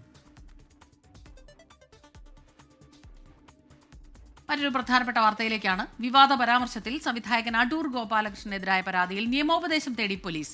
പട്ടിക വിഭാഗക്കാരെയും സ്ത്രീകളെയും വംശീയമായി അധിക്ഷേപിച്ചുവെന്ന് ചൂണ്ടിക്കാട്ടി മ്യൂസിയം പോലീസിന് പുറമെ DGPക്കും മുഖ്യമന്ത്രിക്കും പരാതി ലഭിച്ചിട്ടുണ്ട്. മനീഷ് മഹിപാൽ വിവരങ്ങളുമായി തിരുവനന്തപുരത്ത് നിന്ന് ചേരുന്നുണ്ട്. മനീഷ്, ഈ വിവാദ പരാമർശത്തിൽ അടൂർ ഗോപാലകൃഷ്ണനെതിരെ വലിയ രീതിയിലുള്ള പ്രതിഷേധം ഉയരുന്നുണ്ട്. അതിനിടയിൽ ലഭ്യമായിരിക്കുന്ന പരാതികളിൽ പോലീസ് ഏതു തരത്തിലുള്ള തുടർ നടപടികളാണ് ആലോചിക്കുന്നത്? മനീഷ് മഹിപാൽ. റിജിത്ത്, നിലവിൽ മ്യൂസിയം പോലീസിനാണ് ആദ്യം പരാതി ലഭിച്ചത്. പക്ഷേ പോലീസ് ഇത് സംബന്ധിച്ച് പോലീസിനും DGP, അതായത് പ്രദേശം ഉന്നത പോലീസ് അധികാരി കൂടിയിട്ടുള്ള DGPക്ക് കൂടി പരാതി ലഭിച്ചിട്ടുണ്ട്, മുഖ്യമന്ത്രിക്ക് പരാതി ലഭിച്ചിട്ടുണ്ട്. പക്ഷേ ഇതുവരെയും പോലീസ് ഇത് സംബന്ധിച്ച് കേസ് രജിസ്റ്റർ ചെയ്തിട്ടില്ല. നിലവിൽ പട്ടികജാതി പട്ടികവർഗ കമ്മീഷനാണ് നിലവിൽ ഇത് സംബന്ധിച്ച് തിരുവനന്തപുരം കമ്മീഷനോട് റിപ്പോർട്ട് ആവശ്യപ്പെട്ടുള്ളത്. കഴിഞ്ഞ ദിവസം 2 ദിവസങ്ങൾക്ക് മുൻപാണ് ഈ സംഭവം നടന്ന ദിവസം തന്നെ പരാതിയുടെ അടിസ്ഥാനത്തിലാണ് 10 ദിവസത്തിനകം തന്നെ റിപ്പോർട്ട് നൽകാൻ ആവശ്യപ്പെട്ടത്. പക്ഷേ പോലീസിൽ കൂടി ജാതി അധിക്ഷേപം, ഒപ്പം തന്നെ സ്ത്രീകളെയും പട്ടിക വിഭാഗക്കാരെയും അപമാനിച്ചു, അധിക്ഷേപിച്ചു എന്നുള്ള പരാതിയിലാണ് നിലവിൽ ഏത് വിധത്തിൽ കേസിനെ കൈകാര്യം ചെയ്യുന്നതെന്ന കാര്യത്തിലാണ് പോലീസ് നിയമ ഉപദേശം തേടിയിട്ടുള്ളത്. ഈ വിഷയത്തിൽ മന്ത്രിമാരടക്കം 2 തട്ടിലാണ്. ഉന്നത വിദ്യാഭ്യാസ മന്ത്രി R. ബിന്ദു അദ്ദേഹത്തിൻ്റെ പേരെടുത്ത് പറയാതെ തന്നെ രൂക്ഷ വിമർശനം കഴിഞ്ഞ ദിവസം ഉന്നയിച്ചിരുന്നു. പക്ഷേ മന്ത്രിമാർ VN വാസവൻ അടക്കമുള്ള മന്ത്രിമാർ മയപ്പെടുത്തുന്ന രീതിയിലായിരുന്നു നിലപാടുകൾ പറഞ്ഞത്. CPIM സംസ്ഥാന സെക്രട്ടറിമാർ അടൂർ ഗോപാലകൃഷ്ണനെതിരെ രംഗത്ത് വന്നിട്ടുണ്ട്. കേരള സംഗീത നാടക അക്കാദമി രംഗത്ത് വന്നിട്ടുണ്ട്. ഒപ്പം തന്നെ വിവിധ മേഖലകളിലുള്ള സാമൂഹിക, സാംസ്കാരിക, രാഷ്ട്രീയ രംഗത്തുള്ള ആളുകൾ ഈ വിഷയവുമായി ബന്ധപ്പെട്ട് 2 തട്ടിലാണ്. അതുകൊണ്ട് തന്നെ സംസ്ഥാന സർക്കാർ അവരൊരു വലിയ സിനിമാ മേഖലയിൽ വലിയ മാറ്റം കൊണ്ടുവന്ന ഈ സിനിമാ നയരൂപീകരണ കോൺക്ലേവിൽ അവസാനം അടൂർ ഗോപാലകൃഷ്ണന്റെ പരാമർശത്തോടെ വിവാദമായിരിക്കുകയാണ്. ഏത് നിലയിൽ ഈ അടൂരിൻ്റെ പരാമർശത്തെ നിയമപരമായി നോക്കിക്കാണുമെന്നുള്ള ആശങ്ക സർക്കാരിന് കൂടിയുണ്ട്. അതുകൊണ്ട് തന്നെ 2 മാസത്തിനകം സിനിമാ നയരൂപീകരണം അതിൻ്റെ ഒരു കരട് രേഖയ്ക്ക് പുറമെ അത് പ്രാബല്യത്തിൽ വരാൻ ഇരിക്കുമ്പോഴാണ് ഈ രീതിയിൽ അടൂരിൻ്റെ പരാമർശം 1.5 കോടി രൂപയോളം പുതിയ നവാഗതരായിട്ടുള്ള പട്ടികജാതി വിഭാഗത്തിലുള്ളവർക്ക് സ്ത്രീകൾക്ക് നൽകുന്നതിന് അദ്ദേഹത്തിൻ്റെ പരാമർശം ഈ രീതിയിൽ വ്യാഖ്യാനിക്കപ്പെടുന്നത്. പക്ഷേ അദ്ദേഹത്തിൻ്റെ പ്രസംഗം ഈ രീതിയിൽ വ്യാഖ്യാനിച്ചുകൊണ്ടുള്ള വിമർശനങ്ങൾ അനാവശ്യമാണെന്നുള്ള വിലയിരുത്തൽ കൂടി സംസ്ഥാന സർക്കാരിലെ ചില മന്ത്രിമാർക്ക് കൂടിയുണ്ട്. അതുകൊണ്ട് തന്നെ പോലീസിനെ സംബന്ധിച്ച് കൃത്യമായ നിയമ ഉപദേശത്തിൻ്റെ അടിസ്ഥാനത്തിലായിരിക്കും മറ്റ് കാര്യങ്ങൾ എടുക്കുക. ഇനി പോലീസിന് നിയമ ഉപദേശം ലഭിച്ചാൽ അടൂർ ഗോപാലകൃഷ്ണൻ്റെയും പരാതിയുള്ള ആളുകളുടെ തന്നെ മൊഴി രേഖപ്പെടുത്തും. നിലവിൽ തിരുവനന്തപുരം കമ്മീഷണർ ഇത് സംബന്ധിച്ചുള്ള റിപ്പോർട്ട് തേടുകയാണ്, റിപ്പോർട്ട് തയ്യാറാക്കിക്കൊണ്ടിരിക്കുകയാണ്. ഒപ്പം തന്നെ ഇത് സംബന്ധിച്ച് പരാതി നൽകിയിട്ടുള്ളത് കേരള ദളിത് ലീഡേഴ്സ് കൗൺസിലാണ്. DGPക്കും മുഖ്യമന്ത്രിക്കും പരാതി നൽകിയത്. സ്മിത, റീജിത്ത്. ശരി, മനീഷ് മഹിപാൽ തിരുവനന്തപുരത്ത് നിന്ന് വിശദാംശങ്ങൾ പങ്കുവയ്ക്കുകയായിരുന്നു. 5 വർഷങ്ങൾക്ക് മുൻപ് 2020 ഓഗസ്റ്റ് 6-നാണ് ഇടുക്കി പെട്ടിമുടിയിൽ ഉരുൾപൊട്ടിയത്. രാത്രിയുണ്ടായ ദുരന്തത്തിൽ ലയങ്ങൾ തകർന്ന് 70 പേർക്ക് ജീവൻ നഷ്ടമായെന്നാണ് ഔദ്യോഗിക കണക്ക്. കേരളത്തിന്റെ ദുരന്ത ചരിത്രത്തിലെ കറുത്ത അധ്യായങ്ങളിലൊന്നാണ് പെട്ടിമുടി ദുരന്തം.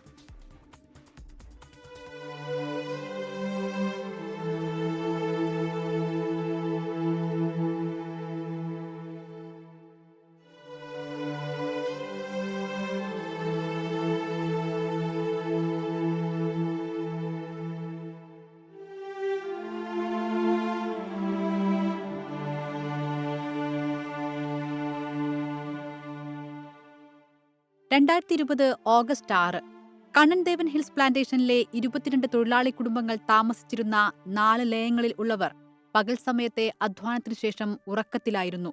രാത്രിയോടെ മഴ കനത്തു. പെട്ടെന്നാണ് ഇരവികുളം ദേശീയോദ്യാനത്തിന്റെ അതിർത്തിയിൽ നിന്ന് ഈ ലയങ്ങൾക്കുമേലേക്ക് ഉരുൾപൊട്ടിയിറങ്ങിയത്.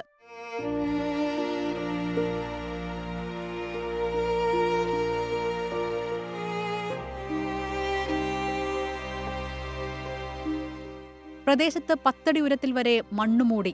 പലയിടത്തും വലിയ പാറകൾ വന്നടിഞ്ഞു.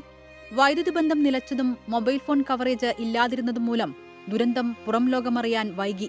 പ്രതികൂല കാലാവസ്ഥയും പാലം തകർന്നതും രക്ഷാപ്രവർത്തനം അതീവ ദുഷ്കരമാക്കി. കുട്ടികളടക്കം 70 പേരാണ് കൊല്ലപ്പെട്ടത്. ഒരു കുടുംബത്തിലെ 21 പേരും അതിൽ ഉൾപ്പെടും. 4 പേരുടെ മൃതശരീരം കണ്ടെത്താനായില്ല. പക്ഷേ കാണാതായ 4 പേരെ കൂടി മരിച്ചവരായി കണക്കാക്കുകയായിരുന്നു. 12 പേർ മാത്രമാണ് ദുരന്തത്തെ അതിജീവിച്ചത്. പെട്ടിമുടി ദുരന്തം പ്രകൃതി ദുരന്തങ്ങളെക്കുറിച്ചുള്ള നമ്മുടെ കാഴ്ചപ്പാടുകൾ തന്നെ മാറ്റിമറിച്ചു. അശാസ്ത്രീയമായ നിർമ്മാണങ്ങളും പ്രകൃതി വിഭവങ്ങളുടെ അമിത ചൂഷണവും വനനശീകരണവും ദുരന്തങ്ങളുടെ ആക്കം കൂട്ടുമെന്ന് നാം തിരിച്ചറിഞ്ഞു. ചെറിയ ഇടവേളകളിൽ പെയ്യുന്ന അതിതീവ്ര മഴയും മണ്ണിന്റെ ഘടനയിലുണ്ടാകുന്ന മാറ്റങ്ങളും കേരളത്തിലെ മലയോരങ്ങളെ ഉരുൾപൊട്ടലിനും മണ്ണിടിച്ചിലിനും അതീവ സാധ്യതയുള്ള പ്രദേശങ്ങളാക്കി മാറ്റുന്നുണ്ടെന്നതാണ് വാസ്തവം. Research desk 24.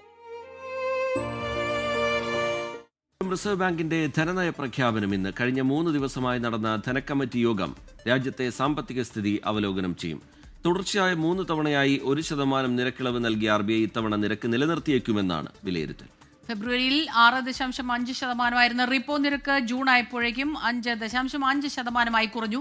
American president Donald ട്രംപിന്റെ താരിഫ് ഭീഷണി ഉയർത്തുന്ന അനിശ്ചിതത്വം മൂലം ഇത്തവണ നിരക്കിളവ് നൽകാൻ സാധ്യതയില്ലെന്നാണ് വിദഗ്ധർ പറയുന്നത്. രാജ്യത്ത് ചില്ലറ വിൽപ്പന അടിസ്ഥാനമാക്കിയ വിലക്കയറ്റം ജൂണിൽ 2.1% കുറഞ്ഞിരുന്നു.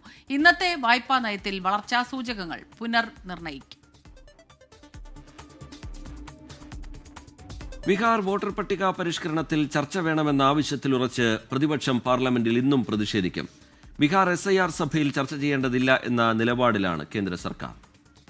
ഭരണ പ്രതിപക്ഷ വാക്പോരിൽ സഭാ നടപടികൾ ഇന്നും തടസ്സപ്പെട്ടേക്കും. താരിഫ് വിഷയത്തിലെ US പ്രസിഡന്റ് ട്രംപിന്റെ തുടർച്ചയായുള്ള ഭീഷണിയും പ്രതിപക്ഷം സഭയിൽ ഉയർത്തും. പാർലമെന്റ് കവാടത്തിൽ ഇന്നും ഇന്ത്യ മുന്നണി നേതാക്കളുടെ പ്രതിഷേധമുണ്ടാകും. രാഹുൽ ഗാന്ധിക്കെതിരായ സുപ്രീംകോടതിയുടെ വിമർശനം ആയുധമാക്കാനാണ് BJPയുടെ നീക്കം. അധ്യാപികയുടെ ഭർത്താവിന്റെ ആത്മഹത്യയിൽ പ്രഥമാധ്യാപികയെ സസ്പെൻഡ് ചെയ്യണമെന്ന വിദ്യാഭ്യാസ വകുപ്പ് നിർദ്ദേശം തള്ളി സ്കൂൾ മാനേജ്മെന്റ്. ഇന്നലെ ചേർന്ന സെന്റ് ജോസഫ് സ്കൂൾ മാനേജ്മെന്റ് യോഗത്തിലാണ് നിർദ്ദേശം തള്ളിയത്. പത്തനംതിട്ട DE ഓഫീസിലെ ഉദ്യോഗസ്ഥരാണ് ശമ്പളാനുകൂല്യങ്ങൾ വൈകിപ്പിച്ചത് എന്നാണ് രേഖ പുറത്തുവിട്ട് സ്കൂൾ മാനേജറുടെ വാദം. മരിച്ച ഷിജോ PT സംസ്കാരം ഇന്നുണ്ടാകും. AV ജയശങ്കർ വിവരങ്ങളുമായി പത്തനംതിട്ടയിൽ നിന്ന് ചേരുന്നു. ജയശങ്കർ, ഇത് സ്കൂളിന്റെ മേൽ ഇതിന്റെ വീഴ്ച പഴിചാരാനുള്ള ശ്രമം നടക്കുന്നു എന്നടക്കമുള്ള വിമർശനങ്ങൾ നേരത്തെ സ്കൂൾ മാനേജ്മെന്റ് ഉയർത്തിയതാണ്. ഈ നടപടിയുമായി ബന്ധപ്പെട്ടുള്ള നിർദ്ദേശവും തള്ളുന്നുണ്ട് സ്കൂൾ മാനേജ്മെന്റ്. എന്താണ് അവർ വിശദീകരിക്കുന്നത്? ഇന്നലെ ഇത്തരം സംഭവങ്ങൾ ആവർത്തിച്ചാൽ കർശനമായ നടപടി ഉണ്ടാകും എന്നടക്കമുള്ള പൊതുവായ മുന്നറിയിപ്പ് വിദ്യാഭ്യാസ മന്ത്രിയുടെ ഭാഗത്തു നിന്നുണ്ടാവുന്നതുമൊക്കെ നമ്മൾ കണ്ടു. എന്താണ് പുതിയ വിവരങ്ങൾ?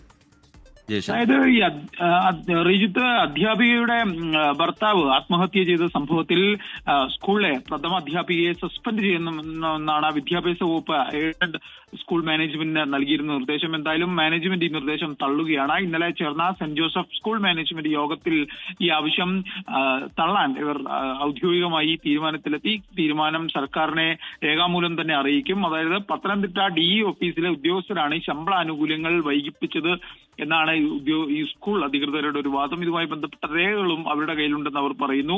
ഈ പ്രഥമ അധ്യാപിക നിരപരാധിയാണ്. ഈ നിരപരാധിത്വം കോടതിയിൽ പോയിട്ടാണെങ്കിലും തെളിയിക്കുമെന്നും സ്കൂൾ മാനേജ്മെന്റ് എന്തായാലും നിലവിൽ തീരുമാനമെടുക്കുന്നുണ്ട്. ഒപ്പം തന്നെ ഈ പ്രഥമ അധ്യാപികയെ വിദ്യാഭ്യാസ വകുപ്പ് ഏതെങ്കിലും തരത്തിൽ നിയമപരമായി സസ്പെൻഷൻ ഉൾപ്പെടെയുള്ള നടപടികളിലേക്ക് കടന്നാൽ നിയമപരമായി സംരക്ഷിക്കുമെന്ന നിലപാടിലും കൂടിയാണ് മാനേജ്മെന്റ് ഉള്ളത്. ഈ ഷിജോയുടെ സംസ്കാര ചടങ്ങുകൾ ഉൾപ്പെടെ ഇന്നാണ് നടക്കുന്നത്. വിദ്യാഭ്യാസ മന്ത്രി ഉൾപ്പെടെ സന്ദർശിക്കും എന്നൊരു വിവരമുണ്ട്. പക്ഷേ ആ കാര്യത്തിൽ ഇതുവരെ സ്ഥിരീകരണമില്ല. എന്തായാലും വിദ്യാഭ്യാസ വകുപ്പ് ഈ വിഷയത്തിൽ നിലവിൽ സ്കൂൾ മാനേജ്മെന്റ് നൽകിയിരിക്കുന്ന നിർദ്ദേശം പ്രഥമാധ്യാപികയെ സസ്പെൻഡ് ചെയ്യണമെന്നാണ്. ഈ ശുപാർശ അംഗീകരിച്ചില്ലെങ്കിൽ സർക്കാരിന് തന്നെ നേരിട്ട് സസ്പെൻഷൻ ഉൾപ്പെടെയുള്ള നടപടികളിൽ കടക്കാൻ അധികാരമുണ്ട്. ഇനി സർക്കാർ ഈ വിഷയം ഔദ്യോഗികമായി മാനേജ്മെന്റ് അറിയിച്ച ശേഷമായിരിക്കും വിദ്യാഭ്യാസ വകുപ്പ് ഈ വിഷയത്തിൽ തുടർ തീരുമാനങ്ങൾ ഉണ്ടാകുക. എന്തായാലും അധ്യാപികയ്ക്ക് തെറ്റ് പറ്റിയിട്ടില്ല. തെറ്റ് വിദ്യാഭ്യാസ വകുപ്പിന്റെ ജില്ലാ ഓഫീസുമായി ബന്ധപ്പെട്ട ഉദ്യോഗസ്ഥർക്ക് എന്നൊരു നിലപാടിലാണ് സ്കൂൾ മാനേജ്മെന്റ് ഉള്ളത്. എന്തായാലും വിദ്യാഭ്യാസ വകുപ്പ് ഈ വിഷയത്തെ എങ്ങനെ പരിഗണിക്കും, തുടർ നടപടികൾ എന്തായിരിക്കും എന്നത് ഔദ്യോഗികമായി ഇതുമായി ബന്ധപ്പെട്ട കത്ത് മാനേജ്മെന്റ് വിദ്യാഭ്യാസ വകുപ്പിന് നൽകിയതിനു ശേഷമായിരിക്കും തീരുമാനം എടുക്കുക. ഈ ശിശുവിടെ സംസ്കാര ചടങ്ങുകൾ ഇന്ന് വീട്ടുവളപ്പിൽ നടക്കും. ഭാര്യ ഉൾപ്പെടെ ഉള്ള ആളുകൾ ഈ ഒരു മരണത്തിന്റെ ഒരു ആഘാതത്തിലാണുള്ളത്. വൈകാരികമായ സാഹചര്യമാണ് വീട്ടിലുള്ളത്. അതുകൊണ്ട് തന്നെ കുടുംബത്തിന്റെ ഭാഗം പരിഗണിക്കാം, കുടുംബത്തിനൊപ്പം എന്നൊരു നിലപാടാണ് നിലവിൽ സർക്കാർ സ്വീകരിച്ചിരിക്കുന്ന. ദിവസം തന്നെ ഈ വിദ്യാഭ്യാസ ഓഫീസിലെ ഉദ്യോഗസ്ഥർ ഉൾപ്പെടെ സസ്പെൻഡ് ചെയ്യുന്ന സാഹചര്യമൊക്കെ ഉണ്ടായിരുന്നു. ആ സസ്പെൻഷൻ ഉത്തരവിലാണ് ഇത്തരത്തിൽ പ്രഥമ അധ്യാപികയെ കൂടി സസ്പെൻഡ് ചെയ്ത് അവർക്കെതിരെ കൂടി നടപടി വേണമെന്നൊരു ശുപാർശ സ്കൂൾ മാനേജ്മെന്റിന് വിദ്യാഭ്യാസ വകുപ്പ് നൽകിയിരുന്നത്. AV ജയശങ്കറാണ് പത്തനംതിട്ടയിൽ നിന്ന് വിശദാംശങ്ങൾ നൽകി. കോഴിക്കോട് ചേവായൂരിൽ മധ്യവയസ്കനെ തട്ടിക്കൊണ്ടുപോയി പണവും മൊബൈൽ ഫോണും കവർന്ന കേസിൽ 4 പേർ അറസ്റ്റിൽ. പറമ്പിൽ സ്വദേശി മജീദിനെ സ്കൂട്ടർ തടഞ്ഞു നിർത്തി കാറിൽ വലിച്ചു കയറ്റി തട്ടിക്കൊണ്ടുപോവുകയായിരുന്നു. 4 ലക്ഷത്തോളം രൂപയാണ് പ്രതികൾ കവർന്നത്. സമീർ സി മുഹമ്മദ് ചേരുന്നുണ്ട് കോഴിക്കോട് നിന്ന് വിവരങ്ങളുമായി. സമീർ, എപ്പോഴാണ് ഇവരുടെ അറസ്റ്റ് രേഖപ്പെടുത്തിയത്? FIR-ൽ പറയുന്ന വിവരങ്ങൾ എന്തെല്ലാമാണ്? Good morning Rijith, Smitha. പറമ്പിൽ സ്വദേശിയായ മജീദിനെ സ്കൂട്ടറിൽ പോകുന്ന വേളയിലാണ് ആ സ്കൂട്ടർ തടഞ്ഞു നിർത്തുകയും പിന്നീട് കാറിലേക്ക് വലിച്ചു കയറ്റുകയും ചെയ്തത്. അങ്ങനെ ഈ 4 അംഗ സംഘം തട്ടിക്കൊണ്ടുപോവുകയായിരുന്നു. പിന്നീട് ആളൊഴിഞ്ഞ ഇടത്തേക്ക് കൊണ്ടുപോവുകയും ക്രൂരമായി മർദ്ദിക്കുകയും ചെയ്തു. കൈകൊണ്ടും അതുപോലെ തന്നെ ഓടിന്റെ കഷ്ണം ഉപയോഗിച്ചുമൊക്കെ തലക്കടിക്കുകയും അങ്ങനെ ക്രൂരമായി മർദ്ദിക്കുകയായിരുന്നു. അതിനോടൊപ്പം തന്നെയാണ് കൈവശം ഉണ്ടായിരുന്ന 9,000 രൂപ കവർന്നു. കൂടാതെ ഈ മൊബൈൽ ഫോണും കവർന്നു. പിന്നീട് ഈ മൊബൈൽ ഫോണിൽ നിന്ന് ഇയാളെ ഭീഷണിപ്പെടുത്തിക്കൊണ്ട് 18,000 രൂപ ഗൂഗിൾ പേ ആയും ഇവർ തട്ടിയെടുത്തു. മാത്രമല്ല ക്രൂരമായി മർദ്ദിച്ചു. പിന്നീട് ഭീഷണിപ്പെടുത്തുകയും കൈവശമുണ്ടായിരുന്ന വീട്ടിൽ സൂക്ഷിച്ചിരുന്ന 3.5 ലക്ഷം രൂപ ആവശ്യപ്പെടുകയും അത് ഇവർ കൈക്കലാക്കുകയും ചെയ്തു. ഈ വ്യക്തിയുടെ മജീദിന്റെ വസ്തുവകകൾ വിറ്റതുമായി ബന്ധപ്പെട്ട് ലഭിച്ചതായിരുന്നു ഈ 3.5 ലക്ഷം രൂപ. അതുകൂടി പ്രതികൾ കൈവശപ്പെടുത്തി. അതിനുശേഷമാണ് പിന്നീട് ഈ ഇയാളെ വിട്ടയച്ച സംഭവം ഉണ്ടായത്. അതിനൊടുവിൽ ഈ ഇയാൾ മജീദും അതുപോലെ തന്നെ ബന്ധുക്കളും പോലീസിൽ പരാതി നൽകി. അതിനൊടുവിലാണ് ഇപ്പോൾ ചേവായൂർ പോലീസ് 4 പേരുടെ അറസ്റ്റ് രേഖപ്പെടുത്തിയിരിക്കുന്നത്. കോഴിക്കോട് സ്വദേശികളായിട്ടുള്ള ഷഹർ, അതുപോലെ തന്നെ KP ഹർഷാദ്, ഒപ്പം CP സർജാസ് ബാബു എന്നിവരും, ഒപ്പം തന്നെ തൃശൂർ സ്വദേശിയായിട്ടുള്ള വിമലുമാണ് ഇപ്പോൾ അറസ്റ്റിലായിരിക്കുന്നത്. പ്രതികൾ ഇത്തരത്തിൽ കൂടുതൽ തട്ടിപ്പുകൾ നടത്തിയിട്ടുണ്ടോ എന്ന കാര്യം പോലീസ് പരിശോധിച്ചു വരികയാണ്. എന്തായാലും വലിയ രീതിയിലുള്ള ഒരു മർദ്ദനത്തിലാണ് മജീദ് ഇരയായത്. ഒപ്പം തന്നെ വലിയ സാമ്പത്തിക തട്ടിപ്പിനും ഇരയായിരുന്നു. ഈ സംഭവത്തിലാണ് ഇപ്പോൾ 4 പേരുടെ അറസ്റ്റ് ചേവായൂർ പോലീസ് രേഖപ്പെടുത്തിയിരിക്കുന്നത്. സ്മിത, റീജിത്ത്. ശരി, സമീർ സി മുഹമ്മദ് കോഴിക്കോട്ട് നിന്ന് വിശദാംശങ്ങൾ പങ്കുവെക്കുകയായിരുന്നു. മധ്യവയസ്കനെ തട്ടിക്കൊണ്ടുപോയി പണം കവർന്ന കേസിൽ 4 പേർ അറസ്റ്റിൽ. KPCC പുനഃസംഘടനയുമായി ബന്ധപ്പെട്ട നേതാക്കൾ ഇന്ന് കോൺഗ്രസ് അധ്യക്ഷൻ മല്ലികാർജ്ജുൻ ഖർഗെ, രാഹുൽ ഗാന്ധി എന്നിവരുമായി കൂടിക്കാഴ്ച നടത്തും.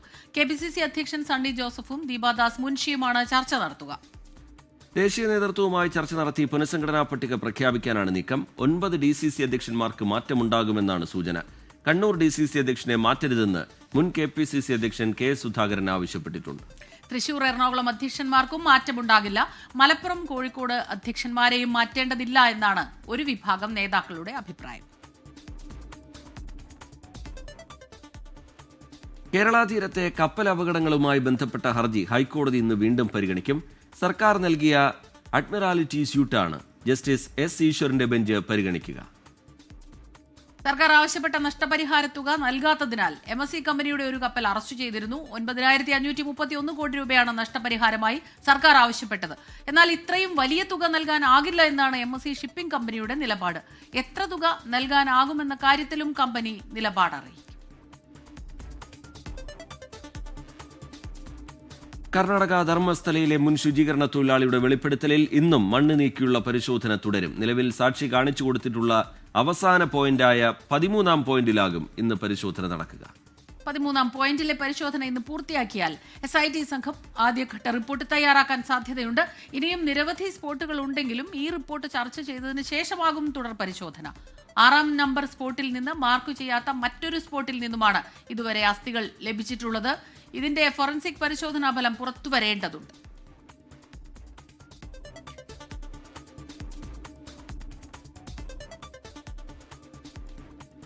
വളരെ പ്രധാനപ്പെട്ട ഒരു വിവരം വരുന്നു. കോഴിക്കോട് വടകര സാൻഡ് ബാങ്ക്സിൽ തോണി മറിഞ്ഞ ഒരാളെ കാണാതായി. പുറങ്കരയിൽ നിന്ന് മത്സ്യബന്ധനത്തിന് പോയ സുബൈറിനെയാണ് കാണാതായത്. ഒപ്പമുണ്ടായിരുന്ന മകൻ നീന്തി രക്ഷപ്പെട്ടിട്ടുണ്ട്. സമീർ സി മുഹമ്മദ് കോഴിക്കോട്ട് നിന്ന് വിവരങ്ങളുമായി ചേരുകയാണ്. സമീർ, എന്താണ് ലഭ്യമാകുന്ന വിവരങ്ങൾ? സമീർ, പുറങ്കരയിൽ നിന്ന് മത്സ്യബന്ധനത്തിന് പോയ പിതാവും മകനുമാണ് അപകടത്തിൽപ്പെട്ടത്. അതിൽ പിതാവിനെയാണ് ഇപ്പോൾ കാണാതായിരിക്കുന്നത്. ഇയാൾക്കുള്ള തിരച്ചിൽ ആരംഭിച്ചിട്ടുണ്ട്. മകൻ സുനീർ ഈ അപകടത്തിൽപ്പെട്ടെങ്കിലും മകന് നീന്തി രക്ഷപ്പെടാൻ കഴിഞ്ഞു എന്നുള്ളതാണ് ആശ്വാസകരമായ കാര്യം. പിതാവായിട്ടുള്ള സുബൈറിന് വേണ്ടിയിട്ടുള്ള പരിശോധനയാണ് ഇപ്പോൾ തുടങ്ങിയിരിക്കുന്നത്. ഇന്നലെ രാത്രി 11 മണിയോട് കൂടിയാണ് ഈ പുറങ്കരയിൽ നിന്ന് ഇവർ തോണിയിൽ മത്സ്യബന്ധനത്തിന് പോയത്. ശക്തമായ കാറ്റും അതുപോലെ തന്നെ നല്ല മഴയും ഉണ്ടായിരുന്നു. ആ വേളയിലാണ് തോണിയുടെ നിയന്ത്രണം നഷ്ടമാവുകയും മറിയുകയും ചെയ്തത്. അങ്ങനെ സുബൈർ വെള്ളത്തിൽ പോയി. പിന്നീട് ഇതുമായി ബന്ധപ്പെട്ട് മകന് പക്ഷേ വലിയ രീതിയിലുള്ള അപകടം ഉണ്ടായില്ല. ഈ മകന് വളരെ വേഗത്തിൽ തന്നെ നീന്തി കരക്കെടുക്കാൻ കഴിഞ്ഞു. അങ്ങനെ മകനാണ് ഇക്കാര്യം അറിയിച്ചതും പിന്നീട് വിശദമായിട്ടുള്ള പരിശോധന നടത്തി. പയ്യോളി പോലീസും അതുപോലെ തന്നെ കോസ്റ്റ് ഗാർഡിന്റെ നേതൃത്വത്തിലാണ് പരിശോധന നടത്തിയത്. പക്ഷേ ആ തിരച്ചിലൊന്നും തന്നെ കണ്ടെത്താൻ കഴിഞ്ഞില്ല. ഇന്നലെ രാത്രി ഏറെ വൈകിയ നേരത്തും അത്തരത്തിലുള്ള തിരച്ചിൽ തുടരുന്നു. പക്ഷേ കണ്ടെത്താൻ കഴിയാത്തതിനെ തുടർന്ന് പിന്നീട് രാത്രി തിരച്ചിൽ അവസാനിപ്പിച്ചു. ഇന്നിപ്പോൾ വീണ്ടും തിരച്ചിൽ ആരംഭിച്ചിട്ടുണ്ട്. സുബൈറിനെ കണ്ടെത്താൻ കഴിയും എന്നുള്ള ഒരു പ്രതീക്ഷ തന്നെയാണ് ഉള്ളത്. അതേസമയം തന്നെ ശക്തമായിട്ടുള്ള മഴയും കാറ്റും ഉണ്ടാകുന്നത് ഈ തിരച്ചിലിന് വിഘാതമാകുന്നുണ്ട്. ശ്രീജിത്ത്, സ്മിത. വർണ്ണപ്പകിട്ട് ട്രാൻസ്ജെൻഡർ കലോത്സവത്തിനെതിരെ കേരള പ്രദേശ് ട്രാൻസ്ജെൻഡർ കോൺഗ്രസ് കലോത്സവ സംഘാടക സമിതിയിൽ പ്രതിപക്ഷ സംഘടനകളെ ഉൾപ്പെടുത്തിയില്ല എന്നാണ് ആരോപണം. ഈ മാസം 21 മുതൽ 23 വരെ കോഴിക്കോടാണ് കലോത്സവം നടക്കുന്നത്. ആരോപണം അടിസ്ഥാനരഹിതമാണെന്നും എല്ലാവരെയും ഉൾക്കൊള്ളിച്ച് മുന്നോട്ടു പോകുമെന്നും സാമൂഹ്യനീതി വകുപ്പ് അസിസ്റ്റന്റ് ഡയറക്ടർ ഷീബ മുംതാസ് വ്യക്തമാക്കി. 3 ദിവസങ്ങളിലായാണ് ട്രാൻസ്ജെൻഡർ കലോത്സവം കോഴിക്കോട് നടക്കുന്നത്. മന്ത്രി ആർ ബിന്ദുവിന്റെ അധ്യക്ഷതയിൽ കോഴിക്കോട് ചേർന്ന സംഘാടക സമിതി യോഗത്തിനെതിരെയാണ് പ്രതിപക്ഷ ട്രാൻസ്ജെൻഡർ സംഘടനയായ കേരള പ്രദേശ് ട്രാൻസ്ജെൻഡർ കോൺഗ്രസ് രംഗത്തെത്തിയത്. അവർക്ക് ഇഷ്ടപ്പെട്ട ആൾക്കാരെ, അവർക്ക് ചേർത്ത് പിടിക്കാൻ പറ്റുന്ന ആൾക്കാരെ മാത്രം ചേർത്ത് പിടിച്ചുകൊണ്ട് പല കാര്യങ്ങൾ അവരുടെ മാത്രമാക്കി മാറ്റുന്നു, മറ്റുള്ളവരെ മാറ്റി നിർത്തുകയാണ്. സംഘാടക സമിതിയിലും തുടർ പ്രവർത്തനങ്ങളിലും ഇടതുപക്ഷക്കാരെ തിരികെ കയറ്റി മന്ത്രിയുടെ നേതൃത്വത്തിൽ ഫണ്ട് അടിച്ചുമാറ്റാനുള്ള ശ്രമമാണ് നടക്കുന്നതെന്നാണ് ആരോപണം. വർഷാവർഷങ്ങളായി ട്രാൻസ്ജെൻഡർ മനുഷ്യർക്ക് വേണ്ടി നടത്തുന്നെന്ന് പറയുന്ന ട്രാൻസ്ജെൻഡർ കലോത്സവങ്ങളിൽ ഇടതുപക്ഷ അനുഭവമുള്ള ആളുകളെ മാത്രം പരിഗണിച്ച് അവർക്ക് മാത്രം ആനുകൂല്യങ്ങൾ കൊടുക്കുന്ന ഒരു ഇടതുപക്ഷ സർക്കാരാണ് നമുക്ക് കാണാൻ സാധിക്കുന്നത്. അതേസമയം ആരോപണം അടിസ്ഥാനരഹിതമാണെന്നും എല്ലാവരെയും ഉൾക്കൊള്ളിച്ച് മുന്നോട്ട് പോകുമെന്നും പരാതികളുണ്ടെങ്കിൽ അത് പരിഹരിച്ച് അവർക്കിഷ്ടമുള്ള കമ്മിറ്റികളിൽ ഉൾപ്പെടുത്താൻ വകുപ്പ് തയ്യാറാണെന്ന് സാമൂഹ്യനീതി വകുപ്പ് അസിസ്റ്റന്റ് ഡയറക്ടർ ഷീബ മുംതാസ് വ്യക്തമാക്കി. 24 കോഴിക്കോട്. എറണാകുളം തിരുവാണിയൂരിൽ പെട്രോൾ പമ്പിൽ 5 കിലോയുടെ ചോട്ടു ഗ്യാസ് സിലിണ്ടർ റീഫിൽ ചെയ്യാൻ അധിക വില ഈടാക്കുന്നുവെന്ന് പരാതി. ലീഗൽ മെട്രോളജി വകുപ്പ് പമ്പിൽ മിന്നൽ പരിശോധന നടത്തി. പമ്പുടമയിൽ നിന്ന് 10,000 രൂപ പിഴ ഈടാക്കി. ഇതാണ് ചോട്ടു. വീട് വിട്ടും മറ്റും ജോലിക്കുമായി പല നാടുകളിൽ താമസിക്കുന്ന ആളുകൾക്ക് ഉപയോഗിക്കാവുന്ന നല്ലൊരു മാർഗം. പക്ഷേ എറണാകുളത്തെ പല പെട്രോൾ പമ്പുകളും ഇപ്പോൾ ഈ ചോട്ടു വിൽക്കുന്നത് അധിക വില ഈടാക്കിക്കൊണ്ടാണ്. സാധാരണക്കാരുടെ വയറ്റത്തടിച്ചുകൊണ്ടാണ്. തിരുവാണിയൂർ വെണ്ണിക്കുളത്തെ ജയശ്രീ പെട്രോൾ പാർക്കിന് എതിരെയാണ് ആലപ്പുഴ സ്വദേശി ശ്രീരാഗ് ലീഗൽ മെട്രോളജി വകുപ്പിൽ പരാതി നൽകിയത്. ജയശ്രീ പെട്രോൾ പാർക്ക് എന്ന് പറയുന്ന പെട്രോൾ സ്റ്റേഷനിൽ എൻ്റെ കൊമേഴ്സിൽ 5 കിലോയുടെ ചോട്ടു സിലിണ്ടർ എന്ന് പറഞ്ഞ് ഇന്ത്യൻ ഓയിലിൻ്റെ ചോട്ടു സിലിണ്ടർ എന്ന് പറഞ്ഞാൽ ഇത് റീഫിൽ ചെയ്യാൻ ചെന്നപ്പോൾ അവിടെ എനിക്ക് 550 രൂപ അവർ ഈടാക്കുകയുണ്ടായി. ഈ പറയുന്ന ഇന്ത്യൻ ഓയിലിൻ്റെ ആ മേലധികാരിയോട് ഞാൻ കോൺടാക്ട് ചെയ്തപ്പോൾ അദ്ദേഹം പറഞ്ഞതെന്ന് പറഞ്ഞാൽ 5-10 രൂപയുടെ ഒരു ഡിഫറൻസേ വരാറുള്ളൂ, ഇത്രയും വരേണ്ട ഒരു റീസൺ ഇല്ല. പരാതി എത്തിയതോടെ എറണാകുളം ലീഗൽ മെട്രോളജി വിഭാഗത്തിന്റെ മിന്നൽ പരിശോധന പമ്പിലേക്ക്. മെട്രോളജി വിഭാഗത്തിലെ ഉദ്യോഗസ്ഥൻ കാലി സിലിണ്ടറിൽ ഗ്യാസ് റീഫിൽ ചെയ്തപ്പോൾ ഈടാക്കിയത് 505 രൂപ. 477 രൂപ 50 പൈസയാണ് 5 കിലോ സിലിണ്ടർ റീഫിൽ ചെയ്യാനുള്ള നിലവിലെ തുകയെന്നിരിക്കെ 27 രൂപ 50 പൈസ അധികമായി വാങ്ങി. 432 രൂപയ്ക്കാണ് ഏജൻസികളിൽ നിന്ന് പമ്പിൽ സിലിണ്ടറുകൾ എത്തുന്നത്. ന്യായമായ ലാഭത്തിനും പുറമെയാണ് ഈ അമിത വില ഈടാക്കൽ. ലീഗൽ മെട്രോളജി മധ്യമേഖലാ ജോയിന്റ് കൺട്രോളർ രാജേഷ് സാമിന്റെ നേതൃത്വത്തിലാണ് പരിശോധന നടത്തിയത്. ഡൊമസ്റ്റിക് സിലിണ്ടർ വാങ്ങിക്കുന്നവരുടെ അപേക്ഷിച്ച് വളരെ കൂടുതൽ വില കൊടുത്താണ് ഈ 5 കിലോ സിലിണ്ടർ വാങ്ങിക്കുന്നത്. അപ്പോൾ ഇതിനകത്തെ ഒരു എക്സോബിറ്റൻ പ്രൈസ് വാങ്ങിക്കുക എന്നുള്ളത് തികച്ചും ഒരു ചൂഷണം തന്നെയാണ്. അപ്പോൾ അതിനെതിരെ ഒരു കേസ് രജിസ്റ്റർ ചെയ്തു. അമിതവില ഈടാക്കിയെന്ന് കണ്ടെത്തിയതിനെ തുടർന്ന് പമ്പുടമയിൽ നിന്ന് 10,000 രൂപ പിഴ ഈടാക്കി. ചോട്ടു ഗ്യാസ് റീഫില്ലിംഗിൽ ലാഭമില്ലെന്നും സേവന മനോഭാവത്തോടെയാണിത് ചെയ്യുന്നതെന്നും പമ്പുടമ. ഒരു കാരണവശാലും ലാഭകരമല്ലാത്തൊരു കാര്യമാണ്. ഒരു സർവീസ് എന്ന നിലയ്ക്കാണ് നമ്മൾ ചെയ്തുകൊണ്ടിരിക്കുന്നത്. ആ ആഴ്ചയിലെ ഇൻവോയ്സ് എത്രയാണെന്ന് അറിയാൻ പാടില്ലാകുകയും അത് നല്ല അൺഓതറൈസ്ഡ് ഒരാൾ എടുത്തു കൊടുക്കുകയും ചെയ്തു എന്നുള്ളതാണ്. അപ്പോൾ അതിൻ്റെ പേരിൽ വന്ന ഒരു കുറവ് അത് ഞങ്ങൾ നികത്താം, എത്ര വേണമെങ്കിൽ നഷ്ടം കൊടുക്കാമെന്നും അദ്ദേഹത്തിനുണ്ട്. ഒരു ഇഗ്നോറൻസ് തന്നെയുമല്ല, ഇതൊരു ലാഭകരമല്ലാത്തതിനാൽ ഞാനിത് നിർത്താനും ശ്രമിക്കുന്നു. എറണാകുളത്തെ മറ്റു പല പമ്പുകളിലും ഈ സ്ഥിതി തുടരുന്നുണ്ടെന്നാണ് ആരോപണം. പമ്പുകളുടെയും സ്വകാര്യ ഏജൻസികളുടെയും തോന്നും മട്ടിൽ ഈ കുഞ്ഞൻ ഗ്യാസ് സിലിണ്ടറുകളുടെ വില നിശ്ചയിക്കാൻ വിട്ടുകൊടുക്കുന്നത് നമ്മുടെ അധികാരികളുടെയും പെട്രോൾ ഇന്ധന കമ്പനികളുടെയും പിടിപ്പുകേട് തന്നെയാണ്. ക്യാമറമാൻ VS രാഹുലിനും വിഷ്ണുവിനുമൊപ്പം അമൽ സുരേന്ദ്രൻ, 24 കൊച്ചി. ബംഗ്ലാദേശ് പൊതുതെരഞ്ഞെടുപ്പിലേക്ക് 2026 ഫെബ്രുവരിയിൽ തെരഞ്ഞെടുപ്പ് നടക്കുമെന്ന് ഇടക്കാല ഭരണാധികാരി മുഹമ്മദ് യൂനുസ് അറിയിച്ചു. പ്രധാനമന്ത്രി ഷെയ്ഖ് ഹസീന സ്ഥാനം രാജിവെച്ച് നാടുവിട്ട് 1 വർഷത്തിനു ശേഷമാണ് ബംഗ്ലാദേശ് തെരഞ്ഞെടുപ്പ് പ്രക്രിയയിലേക്ക് നീങ്ങുന്നത്. തെരഞ്ഞെടുപ്പ് റമദാൻ പോലെ ആഘോഷിക്കണമെന്നാണ് മുഹമ്മദ് യൂനുസ് ജനങ്ങളോട് ആഹ്വാനം ചെയ്തത്. 2024 ഓഗസ്റ്റ് 5-നാണ് ജനകീയ പ്രതിഷേധത്തെ തുടർന്ന് ഷെയ്ഖ് ഹസീന രാജിവെച്ച് രാജ്യം വിട്ടത്. മോർണിംഗ് ന്യൂസ് പൂർണ്ണമാകുന്നു.